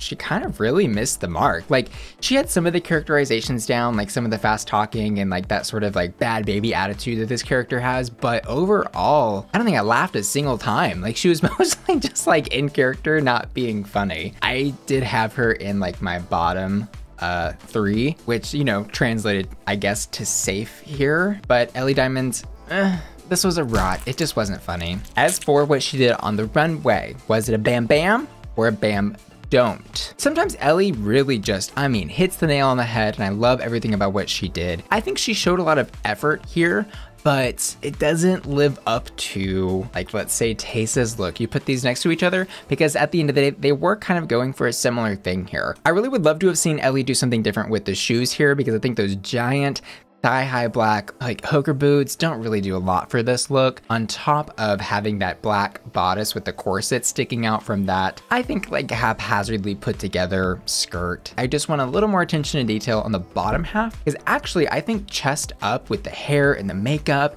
and she's got fun accessories, the nails, is actually a hot for me. But girl, waist down, it just falls flat. So overall, yeah, I'm gonna give this one a rot. And you already know I did do an exclusive lip sync reaction of our bottom 2 this week, Tia Kofi and Lawrence Chaney, over on my Patreon. You can go to patreon.com/BussyQueen to watch that video there. Miss Tia Kofi does go home. And it was really funny because Tia actually set the episode up with asking the rest of the group, am I the lip sync assassin? Because she's won 2 lip syncs. And then she hits her 3rd lip sync and is sent home by Lawrence. So no, my dear, you are not a lip sync assassin, but it was a good lip sync nonetheless. Overall, I've got to say this was a really great episode. The Snatch Game was hilarious. The runways were, well, they had some really good parts, I think, and it was a fun theme. I think most importantly, I'm so in love with this cast and Drag Race UK in general, and I can't wait to see the rest of this season. As for my hottest hat on the runway this week, and in the Snatch Game, it goes to Bimini Bon Boulash. I also asked my patrons to vote for their hottest hot, and this week they've chosen Bimini Bon Boulash. Thanks so much for watching, and I will see you guys next week. Love ya. Bye. Hi, Ugly. It's me, Bussy, and welcome back to Hat or Rat. And today we'll be reviewing episode 7 of RuPaul's Drag Race UK Series 2. Today our queens were challenged to create super shero identities using unconventional materials and read each other for filth. Before we get started, I want to remind you to press like if you enjoy fists and chips, and to press subscribe if you aren't already subscribed. I'm looking at you. Now, let's put our capes on and shave the world. First up, scrub-a-dub-dub, it's Tayce in the tub. Her superhero character name is Exfoliana Bolt, and she has constructed a look out of Brillo pads. But not just Brillo pads. She has taken apart 100 Brillo pads into literal metal shard strings. And girl, I know why she called herself Exfoliana, because after she wore this on the runway, she is gonna be missing a couple layers of skin. Thankfully, drag queens are like onions. They have layers. So if you remember, we actually saw our queens create outfits out of semi-unconventional materials earlier in this season. Tayce's outfit she constructed then is almost identical in silhouette to what she created today. I imagine that she practiced creating one type of thing when she realized she was going to be going on Drag Race, and this is the one type of thing that she knew how to make. Instead of avant-garde or superhero even, she's giving me pile of metal waste in a hardware shop. I love that when you zoom in on her little metal G-string, it is hanging on by a thread, which could be fun and campy, but in this instant just looks really bizarre against her tights. Like, it just looks like an ugly Christmas sweater gone wrong. It also wouldn't have killed her to have a skirt or some kind of pants on with this outfit. Maybe even a little headpiece fascinator made out of Brillo just to top it off. Because who doesn't love a top off? Ow, ow. Tayce went for clean, but I think she was scared to get a little dirty on the runway, and for that reason, this look is a rat. Before we move on, I do have a question for y'all. Who wore it better, Tayce or Bag of Chips? Let me know down in the comments below. Next up, do you ever feel like a plastic bag? Lawrence sure does tonight on the runway. Her character name is Lawrence Chaney. She has constructed a corset bodysuit type of garment with tons of accessories, which I think really made this look work for me. There's like a bow tie, there's arm sleeves, there's a headband, strips of red fabric, accessorizing the blue and breaking up that solid color really well throughout the outfit. My favorite part about the look is, of course, the bustle. She's got a big old bustle in that caboose. It's kind of giving me like Valley of the Dolls meets Victorian maid on a budget or something. Hooks, dusters, and fuzzballs excite me. That's how that song went, right? The one by Rihanna. Like, it would have been so easy for this look to just be super baggy and gross, but she found a way to really keep it right and keep it tight on the runway, and overall, I think it did work out in her favor. Plus, I mean, she'll get a discount at the supermarket whenever she wears it, right? This look is hot.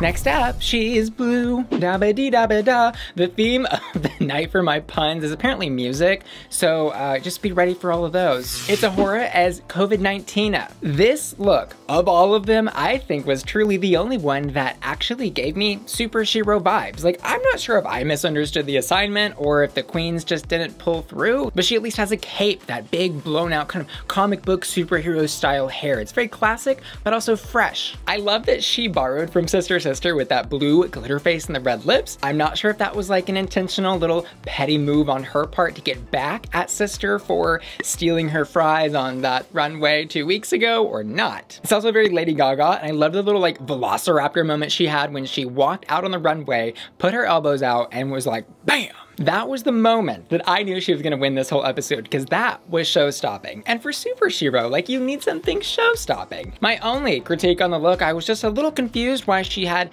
two, it looks like broccoli colander belts around her waist.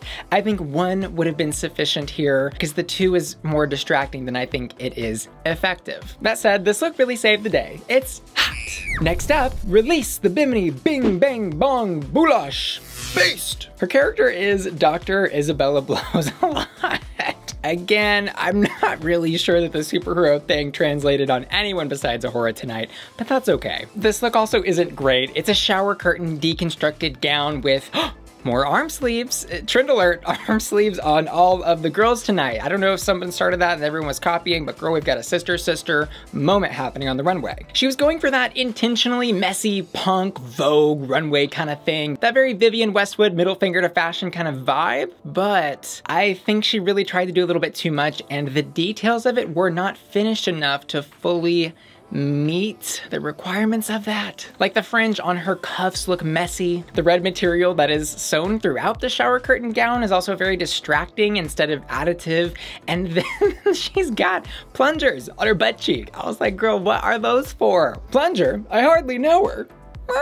And overall, I think she maybe was trying too hard to recreate the magic of her original, very editorial looking runway gown that she created in episode 3. Like, was this fashion week or was her fashion week? Definitely the second one for me. It's a rat. Next up, she wants candy. It's Ellie Diamond, and her character is exuberant Ellie. It sparkles, rainbows, unicorns, magic, and pink candy gumdrop perfection. It's very like Fairy Godmother from Cinderella meets Bubblegum Princess from Adventure Time with her own little Candyland twist on all of that. It is kind of exactly what you would expect from Ellie. You know, she's kind of just maybe too sweet for her own good sometimes, but she did it really well. I also want to reiterate the praise that was given to her this week by Raven in the workroom for having a very unique style of makeup that I think kind of gives homage to people like Raven, who kind of invented that very carved cut face, but also takes it somewhere fresh and new for her. All the little diamonds on her face really make this look pop tonight. Oh, and speaking of Raven, girl, I couldn't tell if it was the lighting, like was she shot in a shadow or has she been spending too much time in the sun this summer? Which I actually want to bring up as a discussion point with y'all, especially to my people of color that are watching. What do you think when somebody who actually has white skin gets so tan like this? I mean, she is as dark as Rupaul in this shot. But let me know what you think in the comments down below. Ellie's look is sickeningly sweet. It's not something I want all the time, but I think it works here and it at least is on the verge of superhero, if not falling just a little bit short of that. Her look is hot. Next up, this new Plants vs. Zombie game sure is looking interesting. It's Sister. So firstly, Sister won the reading challenge this episode, and who knew she was that funny? She has been the definition of a background character this season. And I feel like there's just so much more to her that we didn't get to see, evident of her being hilarious this episode. Like, where did that come from? She won the reading challenge. But apparently starting off strong was her downfall. She got cocky and chose everything from the materials pile. And girl, this look is crazy. Like, it very much is Sister. You know exactly who made this just by looking at it, but it's weird. It's bad. Like, you know how potatoes grow roots out of them if you leave them on your counter for too long? It's very much giving me that, except that potato has been on the counter so long it's even starting to grow flowers. Like, this would have been a great prop in a stage play, but on the runway, I think it's just too distracting. There's too many places for my eye to go. If she had just been like the stalk and given her body some shape and that really satiny brown fabric and then done one giant flower maybe behind her head, this could have worked. It's almost like she was going for Alice in Wonderland but ended up a troll in the dungeon. This look is a rat. Overall, I'm really not sure if I misunderstood the assignment or if nobody really pulled through on the superhero thing. What do y'all think? Let me know down in the comments below. Nonetheless, I think the episode was super fun. Ahura takes the win, rightfully so, and in our bottom two ends up Sister and Tayce. Sister ate out of the Garden of Eden tonight, but left Rupaul hungry for more, so she sent her sashaying away. And my hottest hat on the runway tonight is, of course, Ahura. I also asked my patrons over on patreon.com to vote for their hottest hot, and this week they've also chosen Ahura. Thanks so much for watching, and I'll see you guys next time. Love ya. Bye. Hi, ugly. It's me, Bussy, and welcome back to Hot or Rat. And today we'll be reviewing episode 8 of RuPaul's Drag Race UK Series 2. Today our queens were challenged to write comedy sets on queer love. More like ghost love, am I right? No, seriously. Gays are so notorious for ghosting that Mythbusters actually did an episode on them. They called it Ghostbusters. It kind of sucked. But at least they got to the bottom of the issue.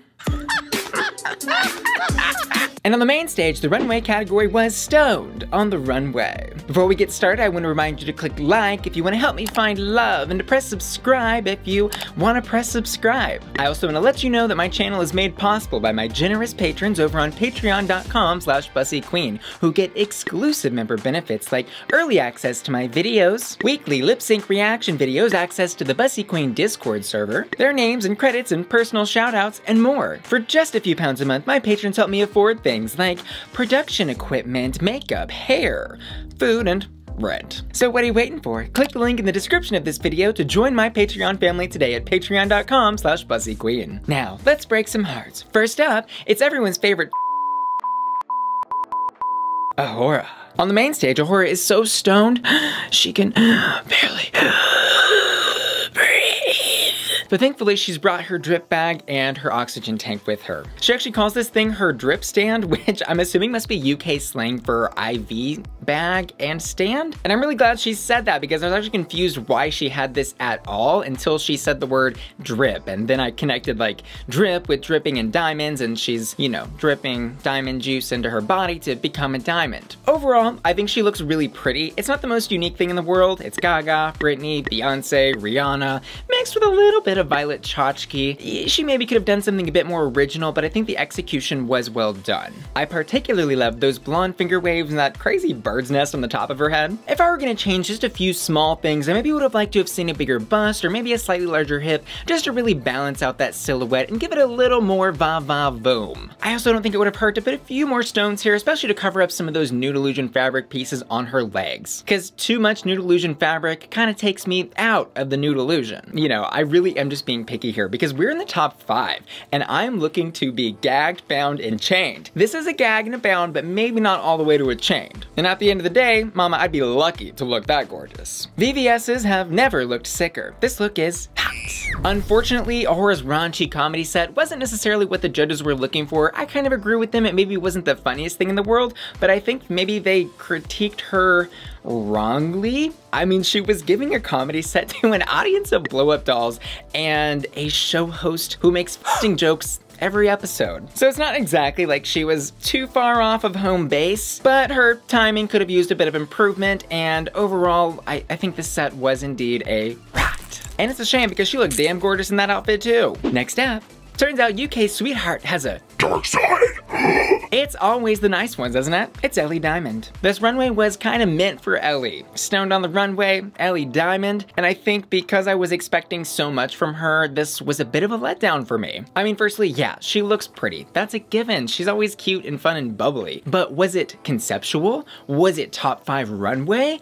No, I don't think so. It's just a little bit basic compared to everyone else tonight. Like, everyone else is surprising us, doing new things, pulling in fun references, and Ellie just has on rhinestone platform pleasers with a really strange fitting conservative skirt over an ice skater top. It's just not doing it for me. I just can't imagine I'm the only one that's wanting a little bit more than a hooker on ice from Ellie in the top 5, now moving into the top 4. This look was a triple axel rat. As for her jokes, girl, I was laughing, but not necessarily because she was delivering punchlines, but because that character switching was the craziest thing I've ever witnessed. This was like almost as bizarre as Laganja's legendary comedy set, not quite, but approaching those levels of insanity for sure. Like, she got to a point in her set where she wasn't even telling jokes, she was just switching to her character and saying no, which was like bizarre and unsettling, but at the same time awkwardly funny. So I guess it worked out in the end. So even though I was laughing more at her than with her, I am going to go ahead and give this set a hot. Next up, it's the rash you don't want to treat. Bimini Bon Boulash. Get it? Like blemish? Bimini tonight, oh my god. I think she is an excellent example of what a top 5 runway should look like. Conceptual, confident, fashionable.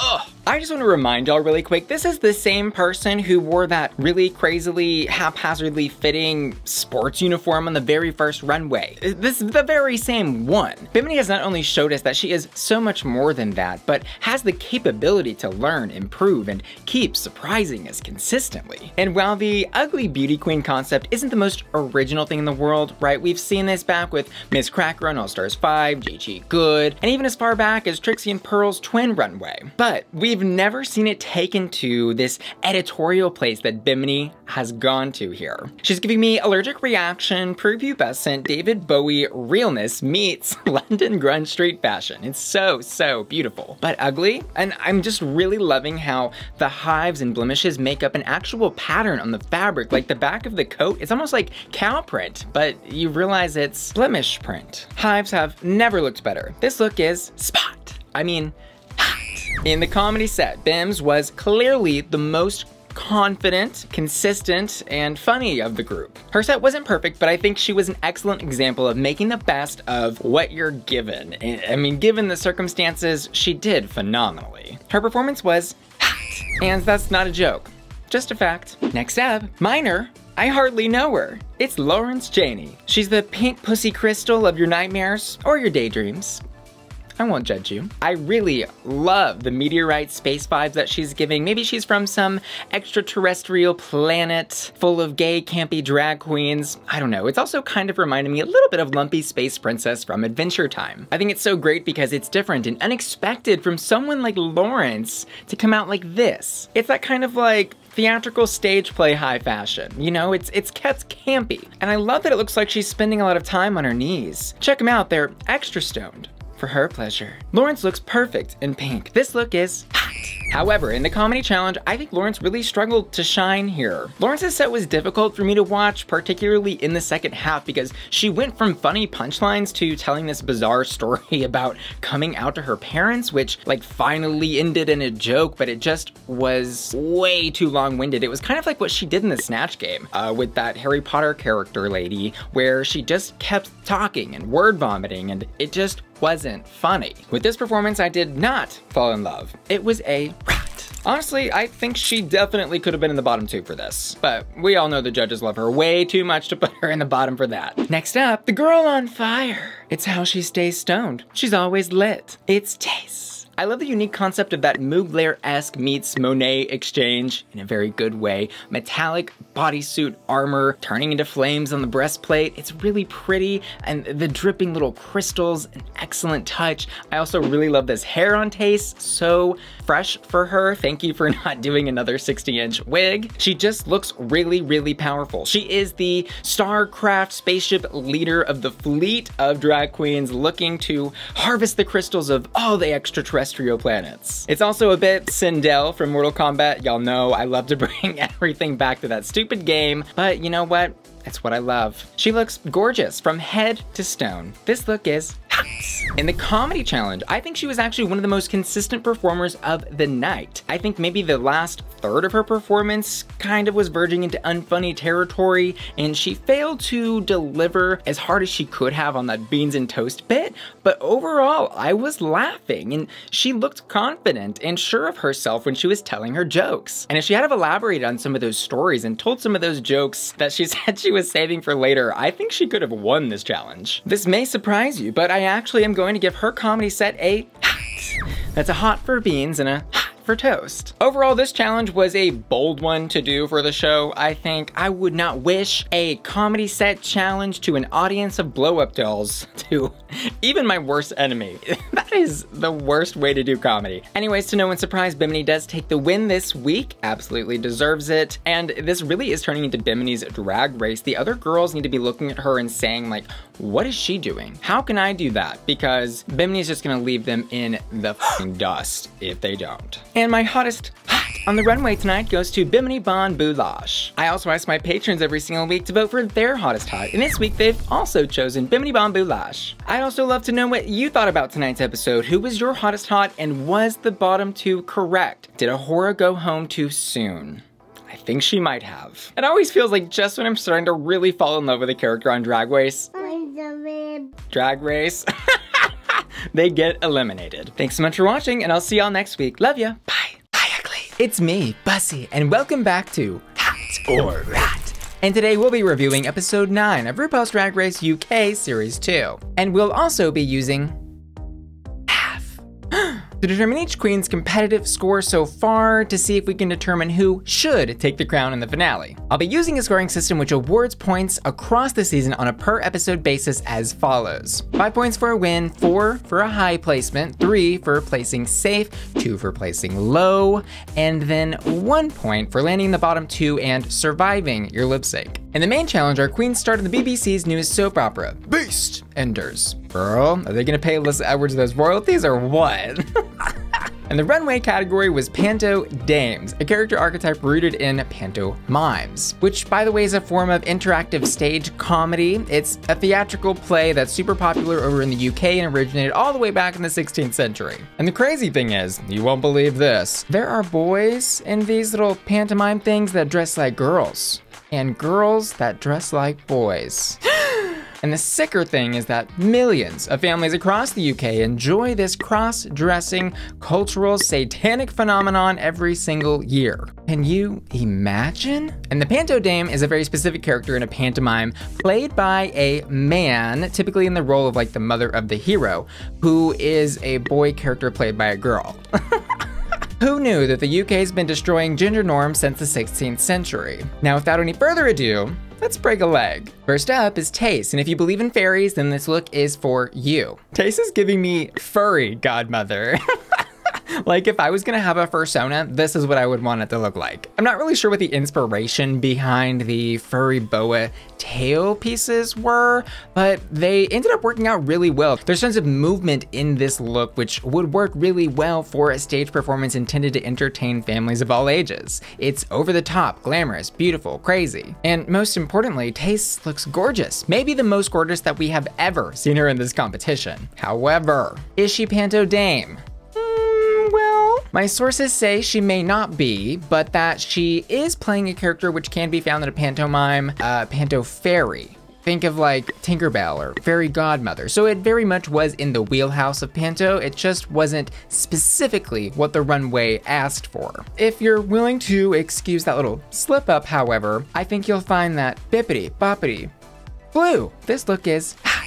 In the main challenge, Tayce was Bimini's mother. From what I've gathered, this basically was like the British soap opera equivalent of the Star Wars moment when Luke found out that Darth Vader was his father. Spoiler.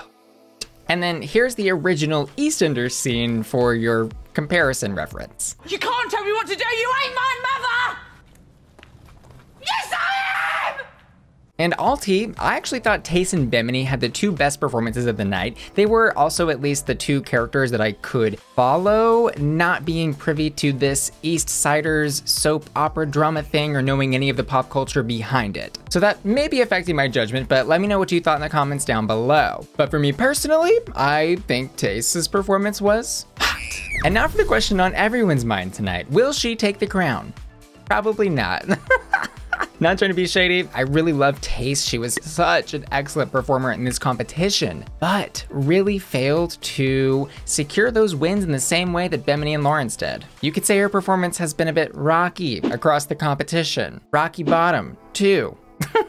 4 times. Fun fact, she does actually join the I Survived 4 Lip Syncs Hall of Fame along with Miss Abby OMG from Drag Race Holland and Cameron Michaels, so there's that at least. And as for her final competitive score, with 3 safes, 4 bottom 2s, 1 high in the Snatch Game, and 1 win in the Ruvision Song Contest, Tayce will enter the finale with a total of 22 points. Next up, off with her head, it's Ellie Diamond. She gave me classic Queen of Hearts, but somehow I think managed to integrate a little bit of masculinity into this look, which was actually kind of fun considering that they were doing Panto Dames. I think maybe it was the shape of the shoulders or just the colors that she used. Like it was kingly as well as queenly. The best part of this look for me was the makeup, the rhinestoned heart lips.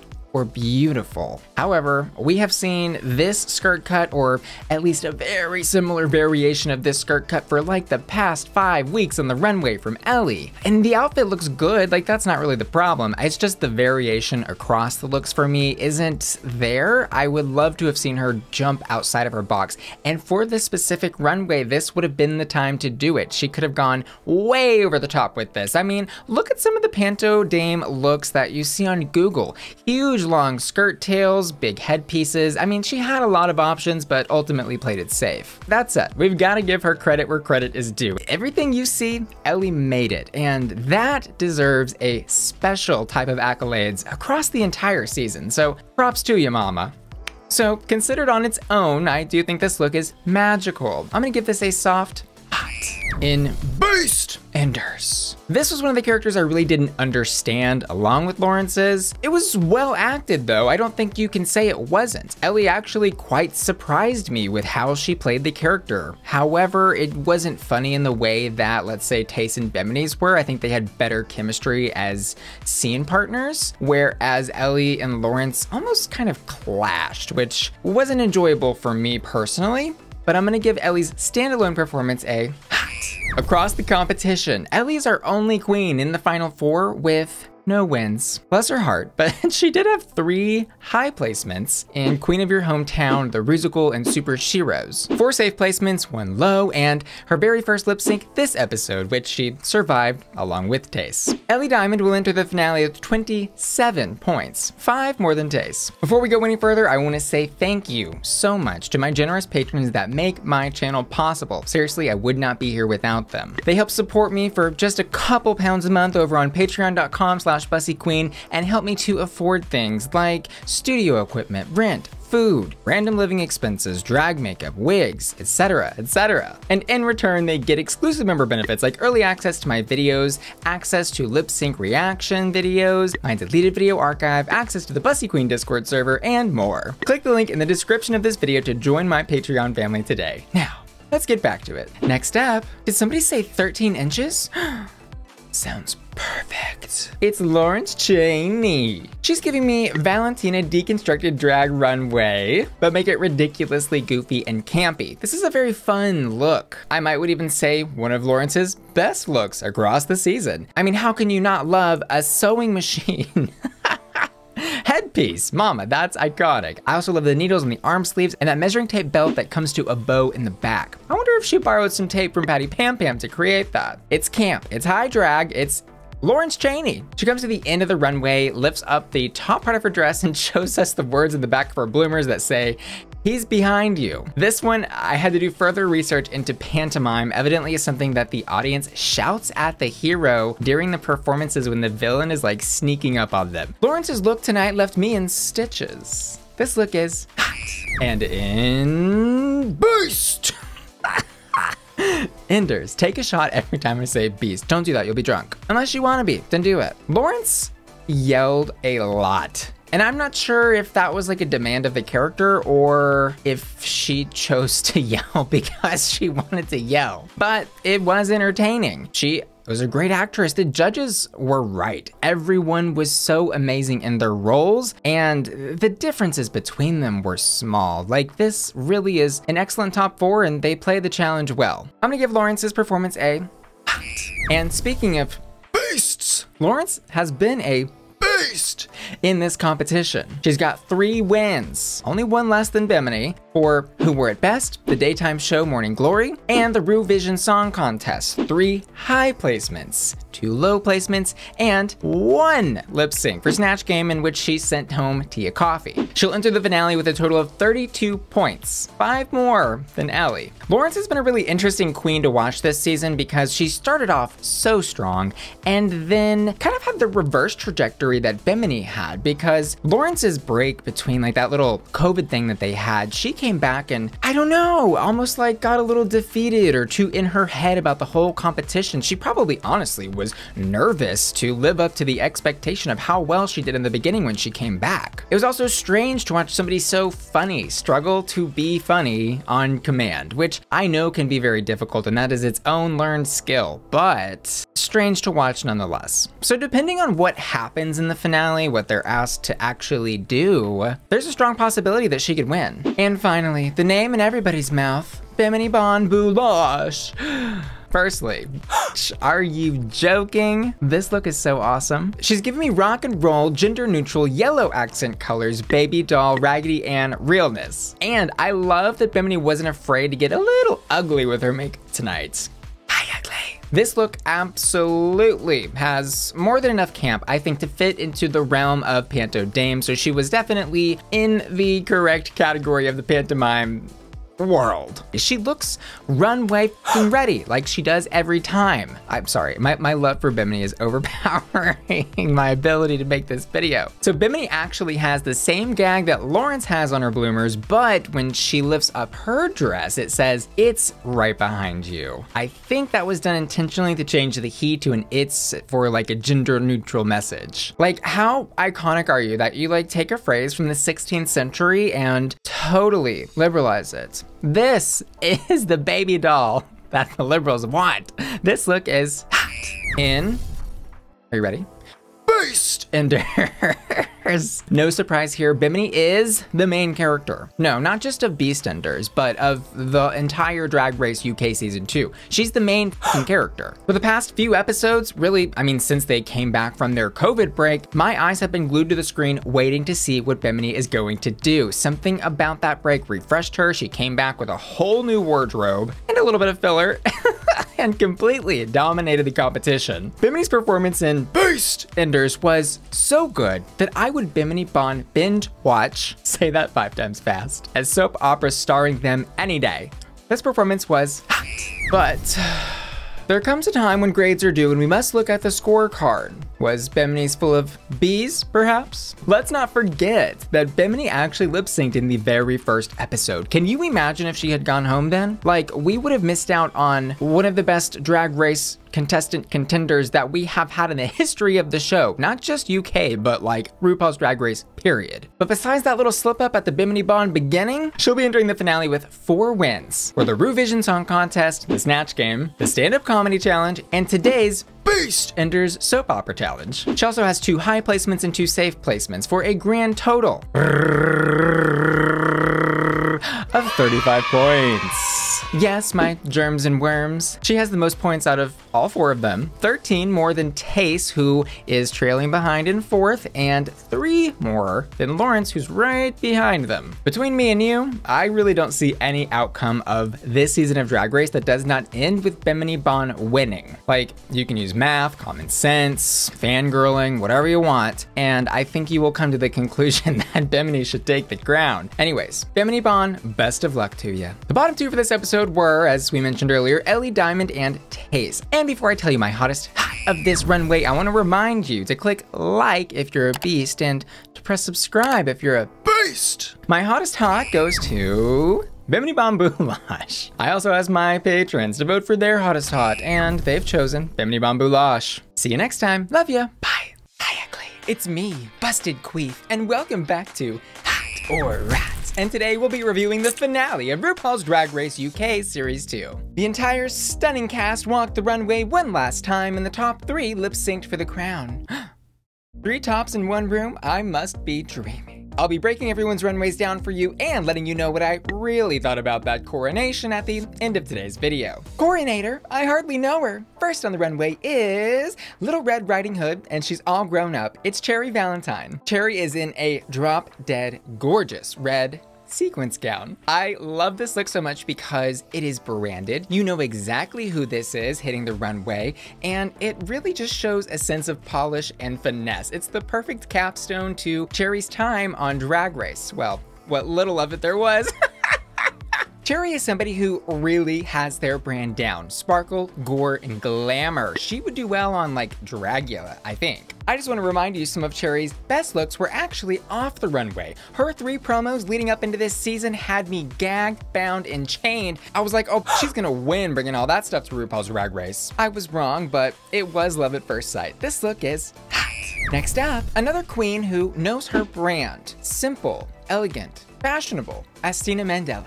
Let's not forget her iconic Naomi Campbell recreation on the very first runway. I can't perfectly place the pattern of this gown, but it's reminding me very much of like a 60s mod dress, but in a full-length gown with a little train moment. Who doesn't love a train? Oh, ow. The only thing I don't like about this look, as nice as it is that it feels a little bit pedestrian. It's very ladies who lunch, Real Housewives, but we are also talking about the very same queen that won the first challenge in an ASOS jacket, so off the rack isn't necessarily a bad thing unless it's H&M, right? Sorry, Joe Black. To improve this look, I think a larger-than-life hat would have totally topped it off, but as it is, I'm going to give this look a soft hat. Next up, some say her elimination was punk, and some say she was just acting like a punk. It's Ginny Lemon. This look, get ready for it, is giving me Katya's babushka on the Hello Kitty runway. Like, you can't tell me that she's not about to pack up with Katya, travel back to the motherland, and smoke 10 packs of cigarettes on the way there. It's really cute. The pattern used to construct the vest and hood of the garment are really fun, and I do love that this ultimately represents who Ginny Lemon is. She did not compromise herself once in this competition. Not even to wear heels and a wig on the finale eleganza extravaganza runway. Like, girl. For that, I have to respect her, but it does not mean that I have to like the look. I laughed, but I feel like this is more something that I would throw on to take the bins out and not to the finale runway. This looks gonna be a rat. Next up, Sailor Jupiter Power. It's Veronica Green. Okay, so this look. My problem that I have with this here is this looks like a Halloween costume of Sailor Jupiter pulled off the racks of a Spirit Halloween store. And to her credit, it isn't. She did construct this. I pulled the tea from her Instagram. She's got the sketch and everything, and she did acknowledge the little, Sailor Jupiter reference that she used. But I would think she would want to take this above and beyond the anime and more into the realm of Veronica Green. It just feels a little bit replicative instead of inspired by. Give me a bigger hair, rhinestone the mask, like, I don't know, play on the little transformation aspect of the anime this look comes from and give us a reveal. At Halloween, this look would be a treat, but unfortunately tonight on the runway, it just felt like a bad trick. This look is a rat. Next up, part the Red Seas. It's time for the Exodus. It's Joe Black. Oh, y'all didn't think we was gonna get biblical on here, did you? When I tell you this look had me choking, bitch. This is giving me late 1500s Queen Elizabethan realness, mama. This is what I'm looking for in the finale extravaganza runway. And are her feet barking, or is that just her ref? And I did peep some tea from her Instagram. She pulled this little headpiece thing, apparently from a thrift shop of all places, and then transformed it into part of this amazing runway breaking look. Like, people, this is who we eliminated first. So to say that the riggery and the robbery on RuPaul's Drag Race UK is something new going on, well, I don't think so. She is the ocean. She is the ship in the ocean. She is the motion. This look is hot. And Jo was another queen that I had pegged for top 4 from the outset, just based on looks alone. This was somebody who was inspiring some of the queens originally that she was competing against in the competition. I don't think that RuPaul's Drag Race was made for Jo Black, but Jo Black certainly was made to slay. Next up, I'll ask you all one last time, tea or coffee? It's Tia Coffee. I have never felt more caffeinated by Tia than right now. This was the perfect way, I think, for Tia to capstone her time on Drag Race. Hair, body, mug, it's all there. When it's right, it's right. I love this really bizarre looking casual yet high fashionable pattern and the way it's been rhinestoned and accessorized with those opulent red gloves and the ruffles. It's a really, really great play on textures and colors. And Tia, you look stunning. She may not have had the best track record on the runway. Episodes 2, 3, and 6, I'm looking at you. But tonight, this is the redemption that our little Tia Coffee Glamazon needed and deserved. I'll take my Tia like I take my coffee. Tia, watch out! She's behind you! It's your sister! Sister, sister! This was a full stop gag. I have to say it. I have never been more impressed by Sister on the runway than right now. I don't know what she did. Actually, I do. It's the really well-styled wig, the beautiful makeup, stunningly, gorgeously crafted theater curtain gown she has. It's so pretty. And I'm not really sure if the axe was meant to give us like a Mommy Dearest reference, or maybe she's cosplaying as Jack Nicholson's Dark Thoughts, or maybe she's just ready to cut a bitch. And we may never know if the carpet matches the drapes. But Sister certainly stole the show and killed the competition tonight. This look is next up, if Bimini's the bride tonight, then a whore is her slutty daughter who ran off with a groom to a little, Motel 6, styled her hair with his help, left him there, and then made it back just in time to walk the runway. She is giving me alien-esque Lady Gaga at the Met Gala, but make it a hora. I love that soft mint green glove and boot paired with that white puffball fabric, and the connectedness of it all really just is alarming, but at the same time really fresh and fashion forward. This is someone who was meant to design clothing. I would love to see her on a season of Project Runway so that she can win something, and eventually as the creative director of a fashion house. Aura was an interesting competitor in this season of Drag Race. They kind of gave her an edit where she started off as the villain, and then they let us slowly fall in love with her while hiding some of her better moments, in my opinion, like on the Snatch game, before finally surprise eliminating her right when we fell in love. Aura, I don't know if you know this, but your fashion degree is showing. This look is hot. Before we go any further, I want to say thanks so much for watching today's video, and to remind you that my channel is supported by my generous patrons over on patreon.com. That's my members only website where you can get exclusive benefits like early access to my videos, access to my exclusive lip sync reaction videos that I post every single week, access to vote in my hottest patron polls, access to the Bussy Queen Discord server, and more. Click the link in the description of this video to join my Patreon at patreon.com/BussyQueen for just a few pounds a month and help me afford things like makeup, wigs, studio equipment, rent, and food. Seriously, I couldn't do this without my patron family, so thank y'all for making Bussy Queen possible. Now, let's get back to it. Next up, it's Bimini Bon Boulash. When Bimini stepped onto the runway tonight as Bimini Bride Boulash, I have never felt more proud of a Drag Race contestant. Seriously. This is somebody who, throughout the entire competition, had raw talent from day one, but lip-synced on day one. She came back from that little corona break completely reinvigorated, plumped, filled, plucked, and with a brand new closet. The one Snatch game, and she killed the runway every single week in the second half of the competition. On the runway tonight, her hair looks like a high-fashion bird nest, and her nipples have never looked more beautiful. If I ever have the misfortune of getting married, this is what I would want to wear up on that altar. This look has all of the weirdness and all of the beauty behind Bimini all wrapped up into one big, beautiful box. This look is hot. Also, if you're into conspiracy theories, I just realized something. All of her runway looks are connected to the letter B. Bimini in blue, Bimini the bacteria, Bimini Dr. Isabella blows a lot, Bimini blemish, Bimini the baby doll, and Bimini the bride. Bimini, you've got some explaining to do. Next up, there's no place like home. There's no place like home.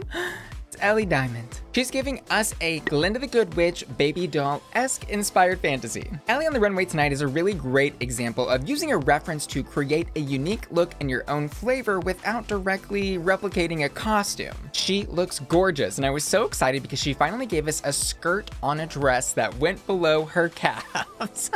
But also I was super impressed because it represents her story on Drag Race. Right before it aired, she actually posted a look as Dorothy going into the tornado of RuPaul's Drag Race. Her promo look was inspired by the little singing girl munchkins of Oz. Her surprise runway was the Tin Man, the Lion, and the Scarecrow. She clicked her sparkly red boots in the finale performance, and finally, she is Glinda. Miss Ellie Diamond is walking into iconic territory. Watch out, girls. Ellie tonight made it over the rainbow, but unfortunately got sent back to Kansas before she could lip sync for the crown. Ultimately, and the judges touched on this a little bit, Ellie was somebody in the competition who I think felt a little one note, and it's not a bad thing because she played that one note super well, but I think she is someone who has yet to develop all of the aspects of her personality. That diamond has yet to be cut into its final form, but there is so much potential. This is somebody who taught herself the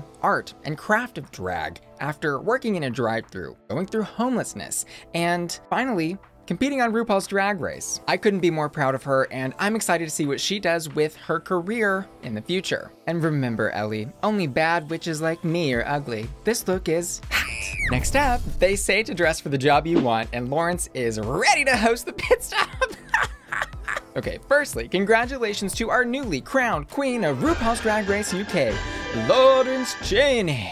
Lawrence is giving us a gown in her signature color purple with little race flag checks down the sides and cut into pieces of the outfit. I think inspired by RuPaul herself's outfit in the logo of RuPaul's Drag Race. The comedy and personality of who Lawrence is as a performer really comes out on this runway. Was it the best executed in the world? Maybe not. I, for example, would have taken off that chunky white belt in the center and then dropped the length of the gown maybe 6 more inches because it is kind of sitting at that awkward height that, you know, kind of exposes some heel. I don't know, just a little more length would have helped. As it always does, am I right? Ow, ow. Lawrence is somebody who stumbled near the end and maybe in some of the most critical challenges of RuPaul's Drag Race, but came out with 3 wins nonetheless. I think it's really hard to compare a queen that starts off strongly with a queen that ends strongly, because as viewers of the show, it feels like in our brains we've kind of turned off the Lawrence Chaney channel and switched over to Bimini Bon Boulash. But in reality, we have to remember that this is a competition across 10 episodes and not just the second half. We also can't ignore that Lawrence had some excellent looks on the runway. Her Panto Dames, A Day at the Seaside, and Monster mashups were all iconic moments for her. And this look really is great in its own right. It didn't finish first tonight, but I'd still give it a trophy because it's hot. Next up, body, face, Tayce. Tayce tonight is wearing what is essentially a reskinned version of her promo look. I like the callback, but I'm not impressed. I've got to be honest. It's Tayce in a rhinestone catsuit with some feathers and a 60-inch wig, which I freely admit I could never pull off, right? I mean, she looks leagues better than I ever will. But for the finale Eleganza Extravaganza runway, I wanted something fresh, something fun, and this just left me wanting more. Like, on its own, in a vacuum, she looks gorgeous, it's hot, and it's Tayce at her best. But when we look back at some of her iconic looks like the Panto Dames and Stoned on the Runway runways, and oh my god, the Vampire Frankenstein's bride monster look, put any of those in this finale runway and she could have got the crown. Hell, I would have even swapped this for what she wore in the finale challenge. That was a really cool, punky, fresh, fashion-forward look, even if it was a catsuit. Tayce has had some excellent moments on the runway, but this one was not a crowning jewel for me. It's gonna be a rat. Ooh, I hate saying that. As for the main challenge remix and the final 3 lip sync, if we had to give the crown to one queen based on this episode only, I would actually give it to Tayce. She had the best lyrics and performance in the main challenge. Nobody beat that choreography, and the best dancing in the lip sync. She proved tonight that there is not a better performer amongst this cast. Period. I mean, who else could have survived 4 lip syncs across this competition? However, evaluating tonight's episode with the entirety of the competition, I think we have to recognize that the 3 and 4 wins for Lawrence and Bimini respectively really left those 2 as the only viable options for the crown. But overall, I think all 4 of them gave hot performances. Lawrence's maybe was delivered a little bit more comically and timed a bit better than, let's say, Bimini's, but Bimini had better choreography and pulled off things like handstands in the main challenge. And in the final 3 lip sync, I think Bimini was more interesting to watch. She gave a really serious moment in the beginning and then did that crazy can-can thing with her legs, and Lawrence gave camp comedy. It was funny. All things considered, I won't lie, I was rooting for Bimini Bon Boulash, but I am so happy for and proud of Lawrence Chaney. She represents something unique for the RuPaul's Drag Race franchise and will represent it so well, and is as deserving as Bimini is for this crown. So go send her some love, go congratulate our cast, and let them know how supportive and uplifting you are of their time on this TV show spent entertaining us. And as for my hottest hot tonight on the runway, goes to Bimini Bon Boulash. I also asked my patrons to vote for their hottest hot tonight, and they've chosen Joe Black. As always, I want to say thanks so much for watching today's video. Don't forget to press like if you need a Mackey's right about now, and to press subscribe if you want to support the winner of RuPaul's Drag Race Season 14. Maybe. Hi, Ugly. It's me, Bussy, and welcome back to Hot or Rat. And today we'll be reviewing the promo looks from RuPaul's Drag Race UK Season 2, breaking down the Meet the Queen videos and taking a peek at each of the Queen's Instagrams. And girl, you better believe my brain is already exhausted trying to learn the names of 25 new queens between the UK and the US. There's queens everywhere. They're taking over the world. Now, let's get into it. This promo's theme was pride. Each queen was given one color to create a monochromatic look, and I can't help but think that the producers probably decided this theme after seeing the queens' names. You'll know what I'm talking about once we get into it. First up, Ahura. No, not Abhora, Ahura. In her Meet the Queens video, we get this very confident personality coming through. She says she won't be caught dead in a high street dress, which my Google search revealed to me means that she won't be caught dead in like store-bought fashion. She says she's a fashion queen, but I'll let Bob and Peppermint be the judges of that. As for her look, her color is what appears to be Tiffany blue. I'm assuming that's a nod to her love of fashion. The silhouette of this is very interesting. There is a lot to look at. It is swooping and swirling and structured and poofy and bowy and strippy and tooly.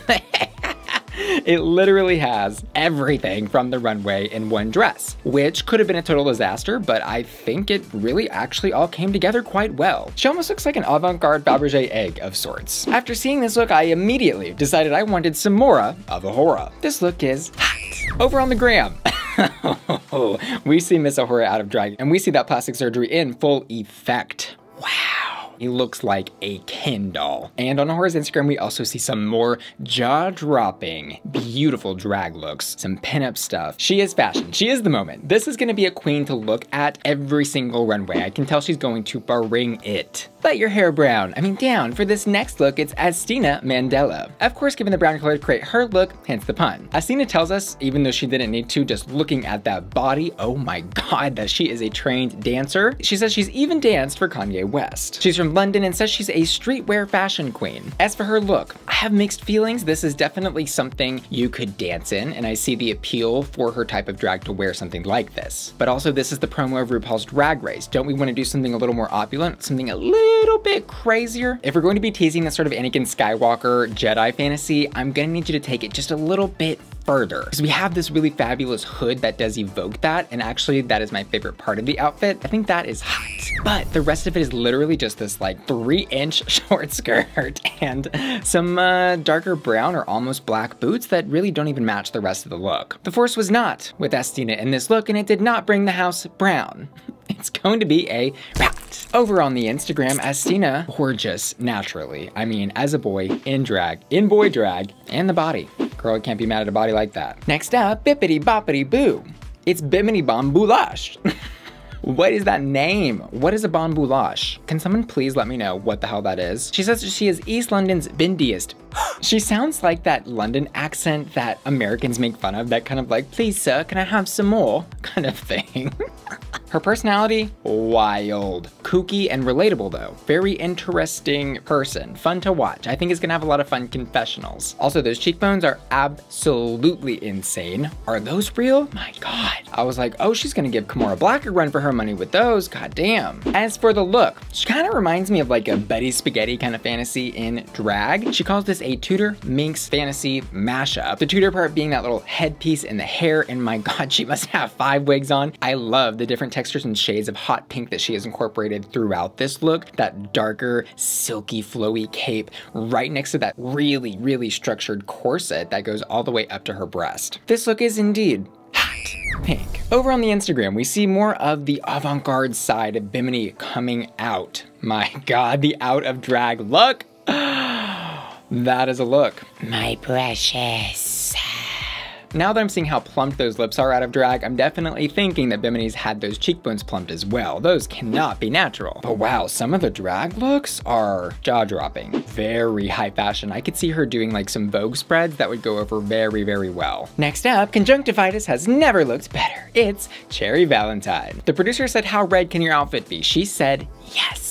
Can we get in drag today? Yes, we can. With Miss Cherry Valentine, this is the type of glamorous high drag that I was looking for. Thank you, Miss Cherry, for serving that to us. The reverse peplum on top of that mermaid train on the bottom of this look, and zoom in on that wig. That is immaculate. All those little red beadings going in and out of the swirls on the wig and the 3 little horns on top. Mama, I'm feeling horny, and so is she. It's very gothic vampire, meets Queen of Hearts, meets that Morticia fantasy. She is the only housewife from hell. She popped my cherry and left me wanting more. This look is hot. As for her personality in the Meet the Queens video, she says she's from Darlington and that she grew up in a gypsy camp. This one has a backstory. This one is gonna have those little Rupaul moments where it's like, tell me about that time your parents died. Over on the Instagram, this like Jack Frost snowman fantasy. Yo, the horror drag. This space what? These are insane. We're not ready for this. Y'all, she is gonna hit that runway and leave the children gagged, the parents bound, and the grandparents chained. Next up, shine bright like an Ellie Diamond. Ellie is 6'4", 21, from Scotland, and works in a drive-thru as her day job. Pretty, all of these queens are so talented on makeup. They learned how to paint first, do drag second. She says she does all her hair in costumes, and for this, she has created a little baby pink baby doll, Lammy meets cotton candy meets toddlers in tiara nightmare fantasy.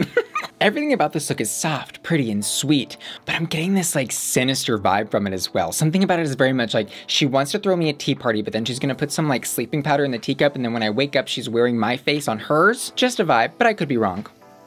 Anyways, I can't wait to see what else she brought in her big pink toolbox. This look is hot. Over on the Instagram, we see even more jaw-droppingly stunning looks. Y'all, this is going to be a season for the runways. I love this little fairy moment too. We had a little out of drag moment with a platinum silver blonde, the bowl cut moment. Bleached brows, I've been there. We've all been there. Fellow gay in crisis. Next up, Big Bird's acid trip. Ginny Lemon. Y'all, the Crocs. Ginny says in their interview that they are a troll. Ginny describes themselves as the only non-binary drag queen in the UK with a sense of humor. I will say, funny as hell, knows how to work in camera and give an interview. This is a very smart brain in this little chicken coop. Ginny knew what was going to get attention, and they absolutely 100% went for that fantasy. Compared with the other drag in the competition, it's not gonna hold up. You can do this type of stuff, but you can elevate it in such a way that it is funny, glamorous, and also entertaining. It doesn't have to actually look bad. I think this chicken has more than just a case of salmonella. This look is rat. Over on the Instagram, do you fancy a slice of more lemons? Okay, we've got lots of like crazy yellow wigs, yellow hair. Yellow is their color. I am so curious to see how the Drag Race fandom is gonna react to this character. Next up, did someone turn off the lights? It's Joe Black. He says he's been doing drag for 13 years, and it's been a while, I think, since we've had a true spooky queen come onto the show using haunting glamour as their, main source of inspiration for fashion and look. Joe is kooky, he's crazy, he's gonna be one to watch on the show, he's gonna win the acting challenges, he's gonna win any singing challenges that may arise, and also could potentially do really well on the runway if this is the type of stuff that he brought in his drag closet. Joe has on this dark gothic leather gown. This must have him like at 200 degrees body temperature at all times. I could not imagine wearing something like this. Kudos just for putting that on. I bet there's a gallon of sweat pouring out of the back of that dress. Those little hand nails are giving me Edward sister hands. Almost has like a glamorous Nosferatu thing going on. And y'all know I always have a soft spot for the spooky queens, and this look is killer. I think it's hot. Over on the gram, we do very much see Joe Black carrying this spooky horror, very much 1920s style of makeup throughout almost every single look that they've posted. Aw, little moment out of drag with the hairless cat. Also lip filler in the UK. Are they just handing that out at the candy shop? Next up, it's Lawrence Chaney, and she looks great. Lawrence is from Glasgow and says something in the interview to the tune of "Ookie, I the noob." And if somebody could translate that for me, that would be great. Lawrence calls themselves the fat bastard of drag.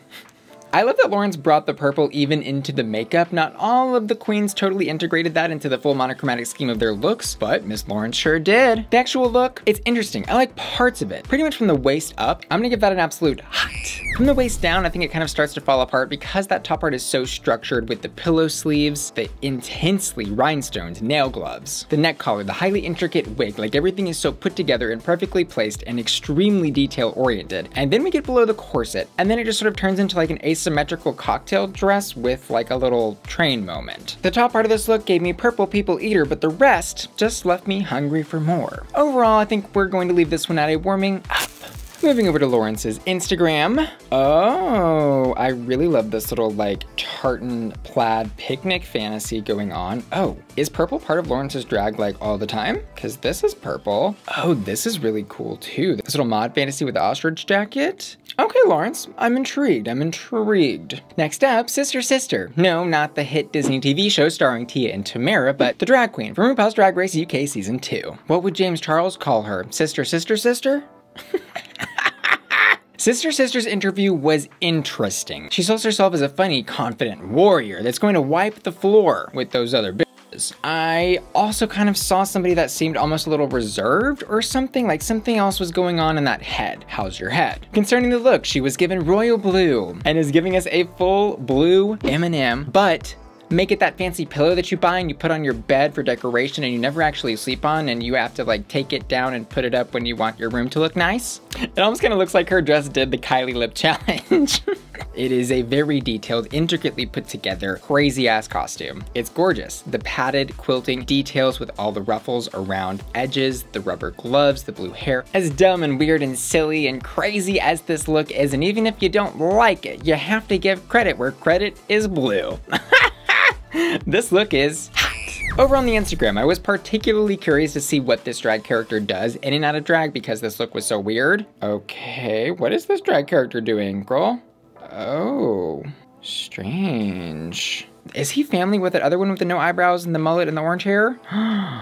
Wait, this drag dress with the starfish on the face, that's from SpongeBob. Next up, join me in the bathroom for a little bit of white with this next look. It's Tayce. And I am so mad that her name is not pronounced Tayce. I want to say Tayce. You know, just like how you say Versace. Tayce is going to be one to watch. I'm predicting top 4 just from the interview alone. Confidence is key. Charisma, uniqueness, nerve, talent, it's there. She's from Wales. She was speaking gibberish and I don't know what the hell she was saying, but I was laughing my ass off with all that crazy kooky slang. The look is a nude illusion covered in little pearl details, some little fishnet lace, and lots of ostrich feathers, some of which are like dangling from the costume so that when she moves, they're like flapping around her. He said, "Where do you want your pearl necklace?" And Tayce said, "Everywhere."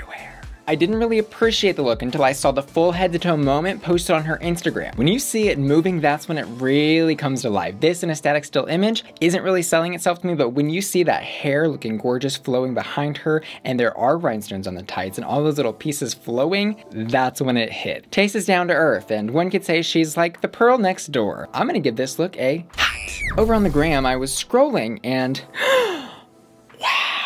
the beauty. Oh my God, the lion's mane hair. The purple coat, what?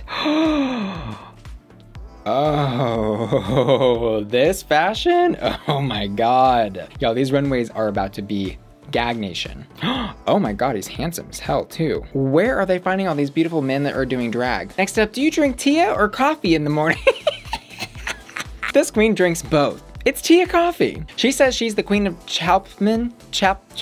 Y'all, I need a map for all these places. Talking about small little cities all around the entire United Kingdom. It's too much. It's too much. Tia tells us she's the queen of camp, glamour, and singing. I don't really see any camp in the look immediately, but it's also interesting how many queens are good at singing. And if you are unfamiliar with the UK drag scene, it is actually more centered around singing. In the US, pretty much nobody ever gets onto a microphone unless they're talking. I mean, how good is the actual singing from all these queens, really? Anyways, this look is pretty. She's giving us a soft, silky orange moment. It's very like Grecian princess of the Nile. I love the braids coming down her entire body, mimicking some of that fringe in the bottom hem of the skirt. I particularly love her earrings that say Tia, but it is unfortunate that they are orange because it looks like she constructed them out of Cheetos from a distance. And did she borrow Miss Abby OMG's necklace? Overall, I would say this look is done very, very well. The only thing, I just clicked on the larger zoomed out version and saw the shoes. They're just a little too harsh against all that really soft, beautiful fabric that is draped around her body. I'm gonna pretend I didn't see those and give this little orange look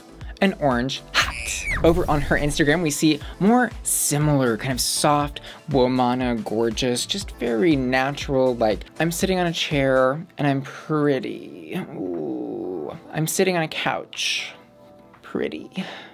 It sounds like I'm making fun of what she's doing, but really I'm cracking a joke at my own expense because I could never be that skinny or beautiful A lot of her looks are not what I would call high drag, but they're pretty. And finally, don't be jealous, it's Veronica Green. Veronica is 34 years old, so she's gorgeous, goofy, and professional. I can relate to that. She also says she's been auditioning for Wicked for 15 years, which maybe is why she has green in her drag name. As for her look, we've got an elegant, beautifully sequined green ball gown. This is gorgeous. This is Wilmana. It's very simple. There's no true concept to this, but it's just elegance and beauty. I love that soft brown and blonde highlights hair. If she'd gone with a green wig, I think it really would have thrown off the entire thing. So I'm happy she went for that more natural Wilmana fantasy. I like this look. It's serving me biscuits and hot tea. Then I went over to the Instagram and I got a little nervous. I started scrolling, and it could be that it's 4 a.m., and it could be that she has no makeup on that face. Well, Derek Barry 2.0 moment. Here's some drag. Here's some drag. She does do drag. Okay, pretty. Makeup's pretty. Good. I'm not worried. But if she tries to do those natural eyebrows on the runway, I'm turning off the television. I can't. There are very few people that have the facial structure to pull off natural brows in drag. I certainly am not one of them.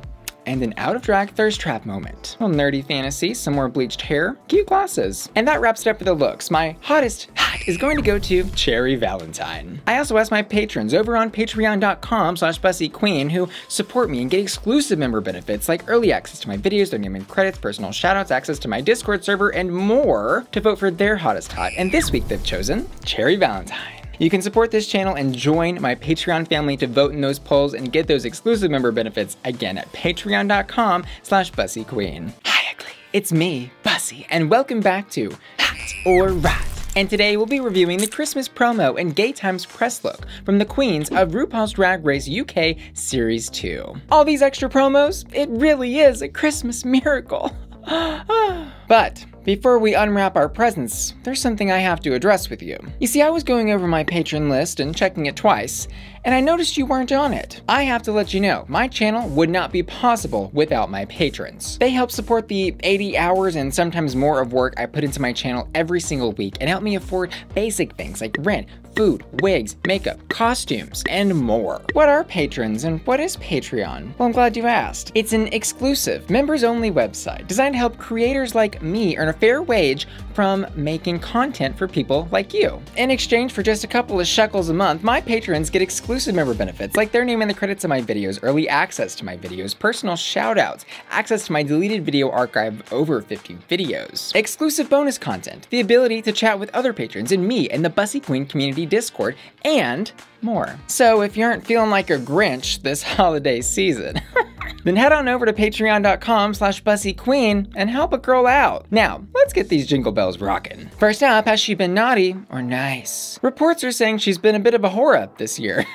Ahura is giving us her take on the classic garbage bag dress of sorts popularized by queens like Alaska. Hi! And I like what she did here. Sort of giving me like 60s demon housewife from hell visits the Christmas party, and yeah, she is sleeping with Santa. She has almost this like bouquet of flowers silhouette with this giant bow wrapped around her waist, and then it's kind of falling apart as well. It's distressed like that clear saran wrap is. I like what she's done here. It's fun, it's fresh, it's kind of conceptual, and unique. And that's a wrap on that. This look is hot.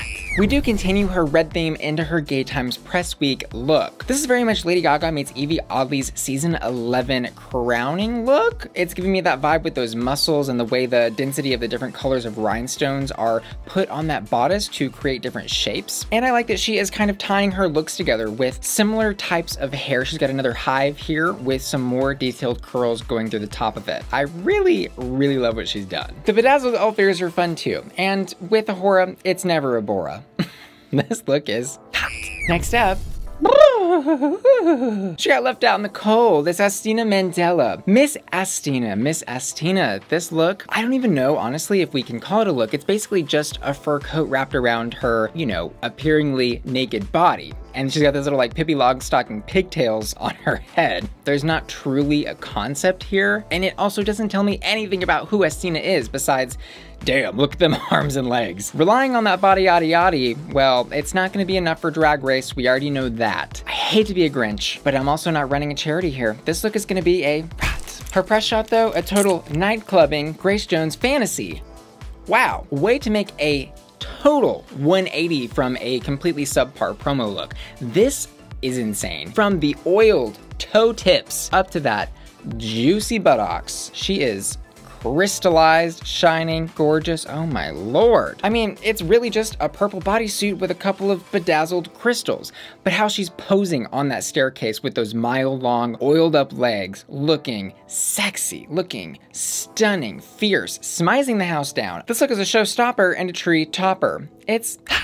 Next up, Bimini Bon Boulash. This is another queen that knows how to work a camera. She also kind of went for a deconstructed gift type of thing like Ahura did, but she just used all the tinsel in the house that was supposed to be on the tree or decorated on the walls. Unfortunately, when you start zooming in on it, you're starting to see like the pieces of the tinsel strips that are supposed to be glued up to the wall. And then she just sort of haphazardly wrapped them around her body, wrists, waist, and one leg. Like, I can very much imagine that while this looks amazing in this photo on like an actual runway, I could imagine it looking very, very undone. I think I have to give the actual garment a rot, although a highlight of this is that headpiece, neck up, very cool. I love what she did with that. As for her press look, well, I'm pressing yes on this one. This is giving me underwater Atlantis mermaid alien Cher meets apocalyptic Mad Max meets Ahura's press look. A look almost in a similar vein of the same type of stuff that Ahura did. I particularly love how she did this crazy mohawk hair that actually flows down her back,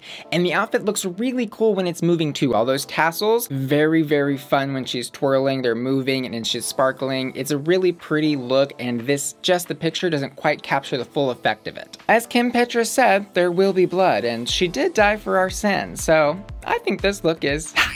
Next up, shut the chimney flume. It's Cherry Valentine, giving us a Krampus fantasy. Cherry has truly harnessed the ability to create a jaw-dropping look. You look at something and you're like, yep, that's Cherry Valentine. Something about the rhinestones, the way things fit her, the body, the opulence of the outfit. I mean, she doesn't just put on like a Miss Claus dress, right? She does a full Krampus from hell meets Mrs. Claus meets the man with the hook hand from SpongeBob fantasy. Every single piece of the garment, you zoom in, perfectly tailored, rhinestoned, accessorized, the braids on top of the horns, behind the horns, within the horns, with the rhinestones. I mean, it's incredibly well done. Hook, line, and tinker. She gave me the cold shoulder, but this look is hot. And her press look? Well, puff, puff, pass. Who's ready to get rhinestoned?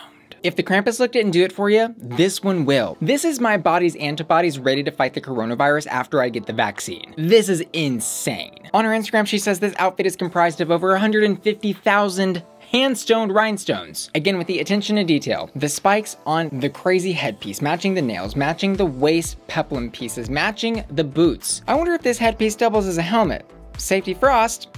I don't know how her incredible attention to detail is going to affect her ability to put together looks and get ready for a runway. Only time will tell, but she looks great, and maybe she was born this way. This look is hot. Next up, ho ho ho.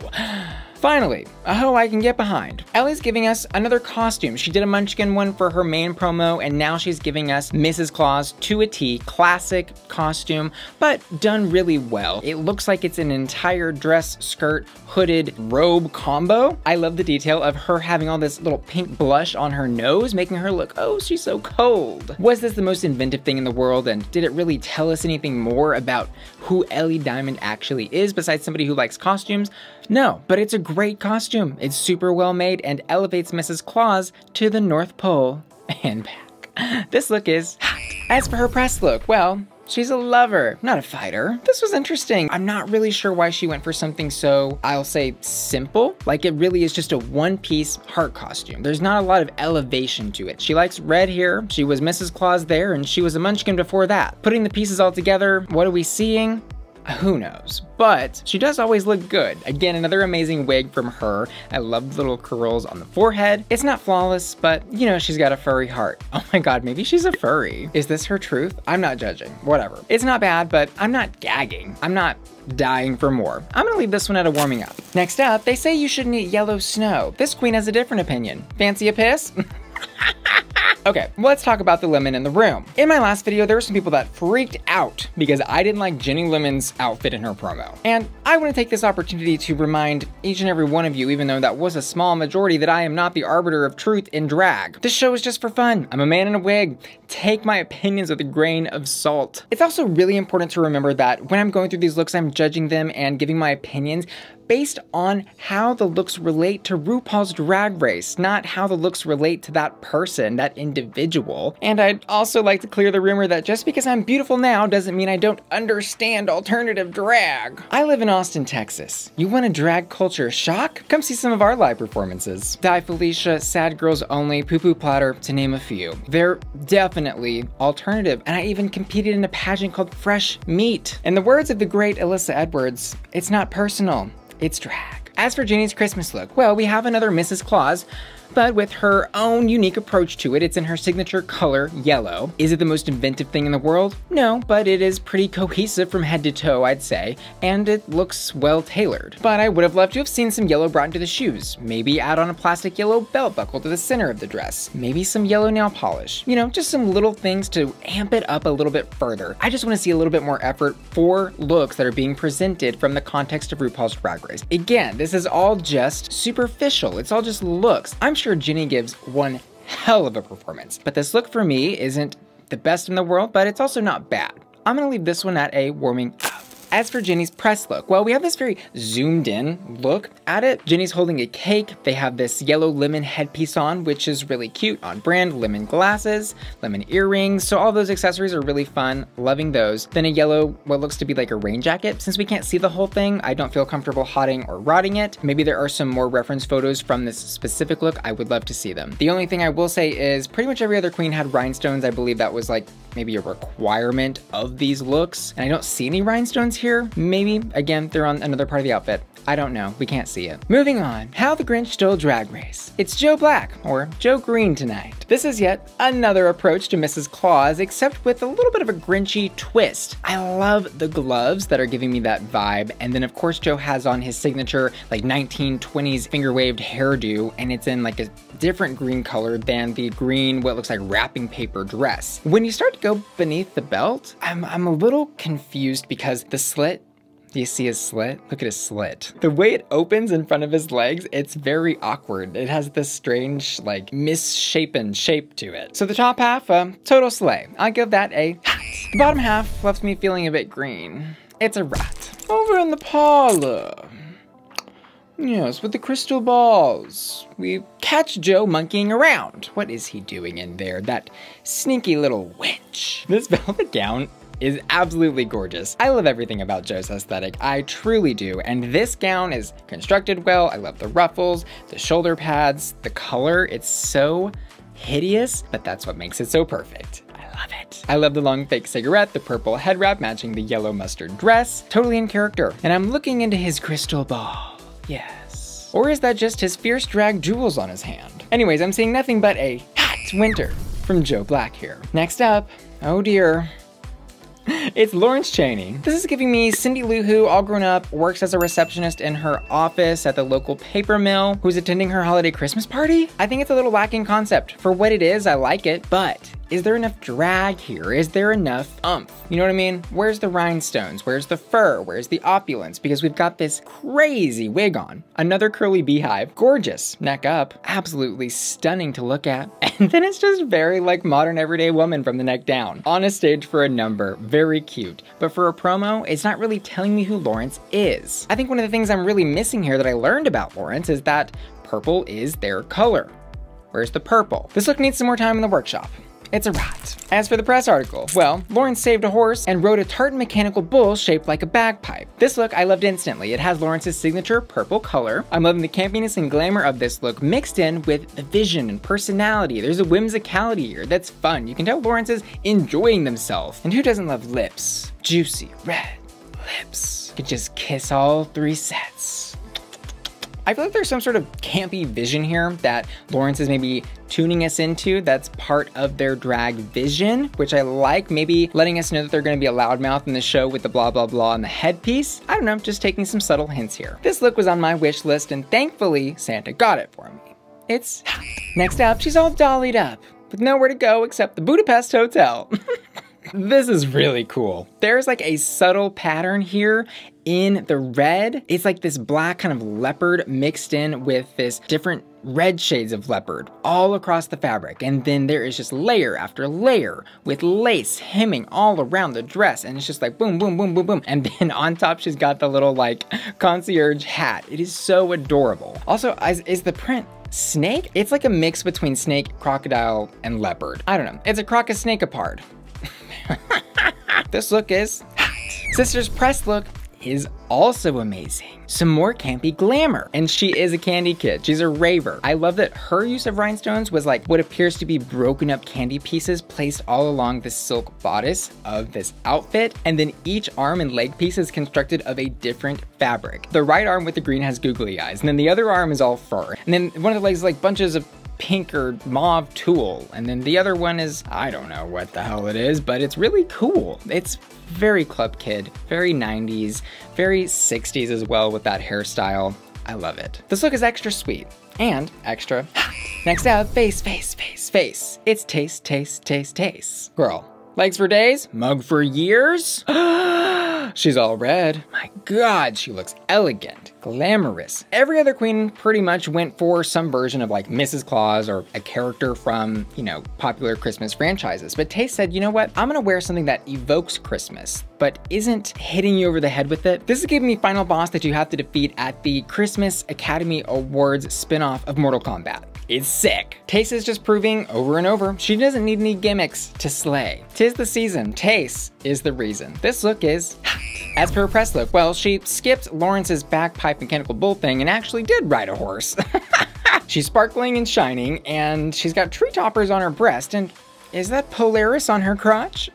She posted a video of this one to her profile, and when it is in motion, it is stunning. You can see all the shape in the shoulders, the corset snatching in that tiny little waist. It really, really just pops in a video. And we also know that it's Tayce for a couple of reasons. One, the super long 60-inch wig coming down her ass, and then also the outfit is pretty much focusing on her body. She's gonna be body-yaddy-oddy, showing it off, whether it is one arm and one leg at a time or completely covered in a skin-tight catsuit with a corset. The other thing that really helps Tayce pop in photos is that she really has that star quality. This look is hot. Next up, she's left the cabin but forgot her skis. Silly Tia Kofi. No, this one's a no, sorry. This is very pedestrian for a Drag Race promo. I'm not getting much of a concept here, and it just kind of looks like she bought these clothes at a ski shop and showed up for the photo shoot. You know what I mean? Give me the skis, give me the camp, give me a little bit of glamour. Let's put some rhinestones on it. Let's have a headpiece. Let's do something really fun. She does get some points for the earrings. I like that she has a neon moment up there, but overall, this does not tell me who Tia is as a performer. Tia, you'll have to give me more drag than that. This look is a rat. As for her Gay Times article, wow.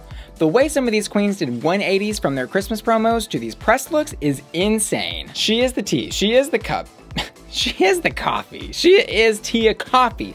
Look at this, camp, glamour, a concept, a vision, tells me exactly who she is. Her name on the tea bag tag, that is so cute. The giant spoon in the back, the kettle, the teacup earrings. And then she's not just a teacup, but she also has all this lace like that looks like frothy foam pouring over the cup. It's so simple, it's so stupid, but it's so beautiful and glamorous. I also love that she's covering the nips with that super long hair. Give me another cuppa. It's finally Tia time. This look is hot. And girl, finally, I didn't know Attack of the Clones was a Christmas movie, but this is about the 10th Mrs. Claus that we've seen tonight. But I have to give her a little bit of credit. She does look gorgeous. It's Miss Veronica Green. She's done Mrs. Claus in her own way. She's done the green details on the gloves and the boots. I'm not loving it. Like, this is Ellie's look, but the store-bought version. It's pretty, it's cute for a little Mean Girls stage moment, you know, when you're performing Jingle Bell Rock, but for Drag Race, no ma'am. Just because you can, doesn't mean you should. This look is a rat. But again, with the stunning reversals, Veronica in the press look. Bitty bitty bum bum, Selena would have thrived in this. Whoa. Her version of rhinestones in this was the pattern in the legs, and she's got these beautiful orange fiery feathers on her breasts and then down at the bottom of the leg. The 70s are alive and well in the UK. This is it. I love it. I absolutely love this. I also love this because it very much is the Veronica Green from her first promo. It's branded in such a way that it has a similar sequining and pattern, almost like it just looks like, yes, this is on brand for her. I'm finally falling in love with Veronica Green, and at no less than at the 11th hour. This look is hot. And as for my hottest of the Christmas looks, well, that goes to Cherry Valentine. And as for the pressed looks, well, that also goes to Cherry Valentine. I also ask my patrons every single week to vote on their hottest hot, and this week for their hottest Christmas look, they chose Cherry Valentine. Tell them it's a sweep, start mopping. See y'all next time. Love ya, bye.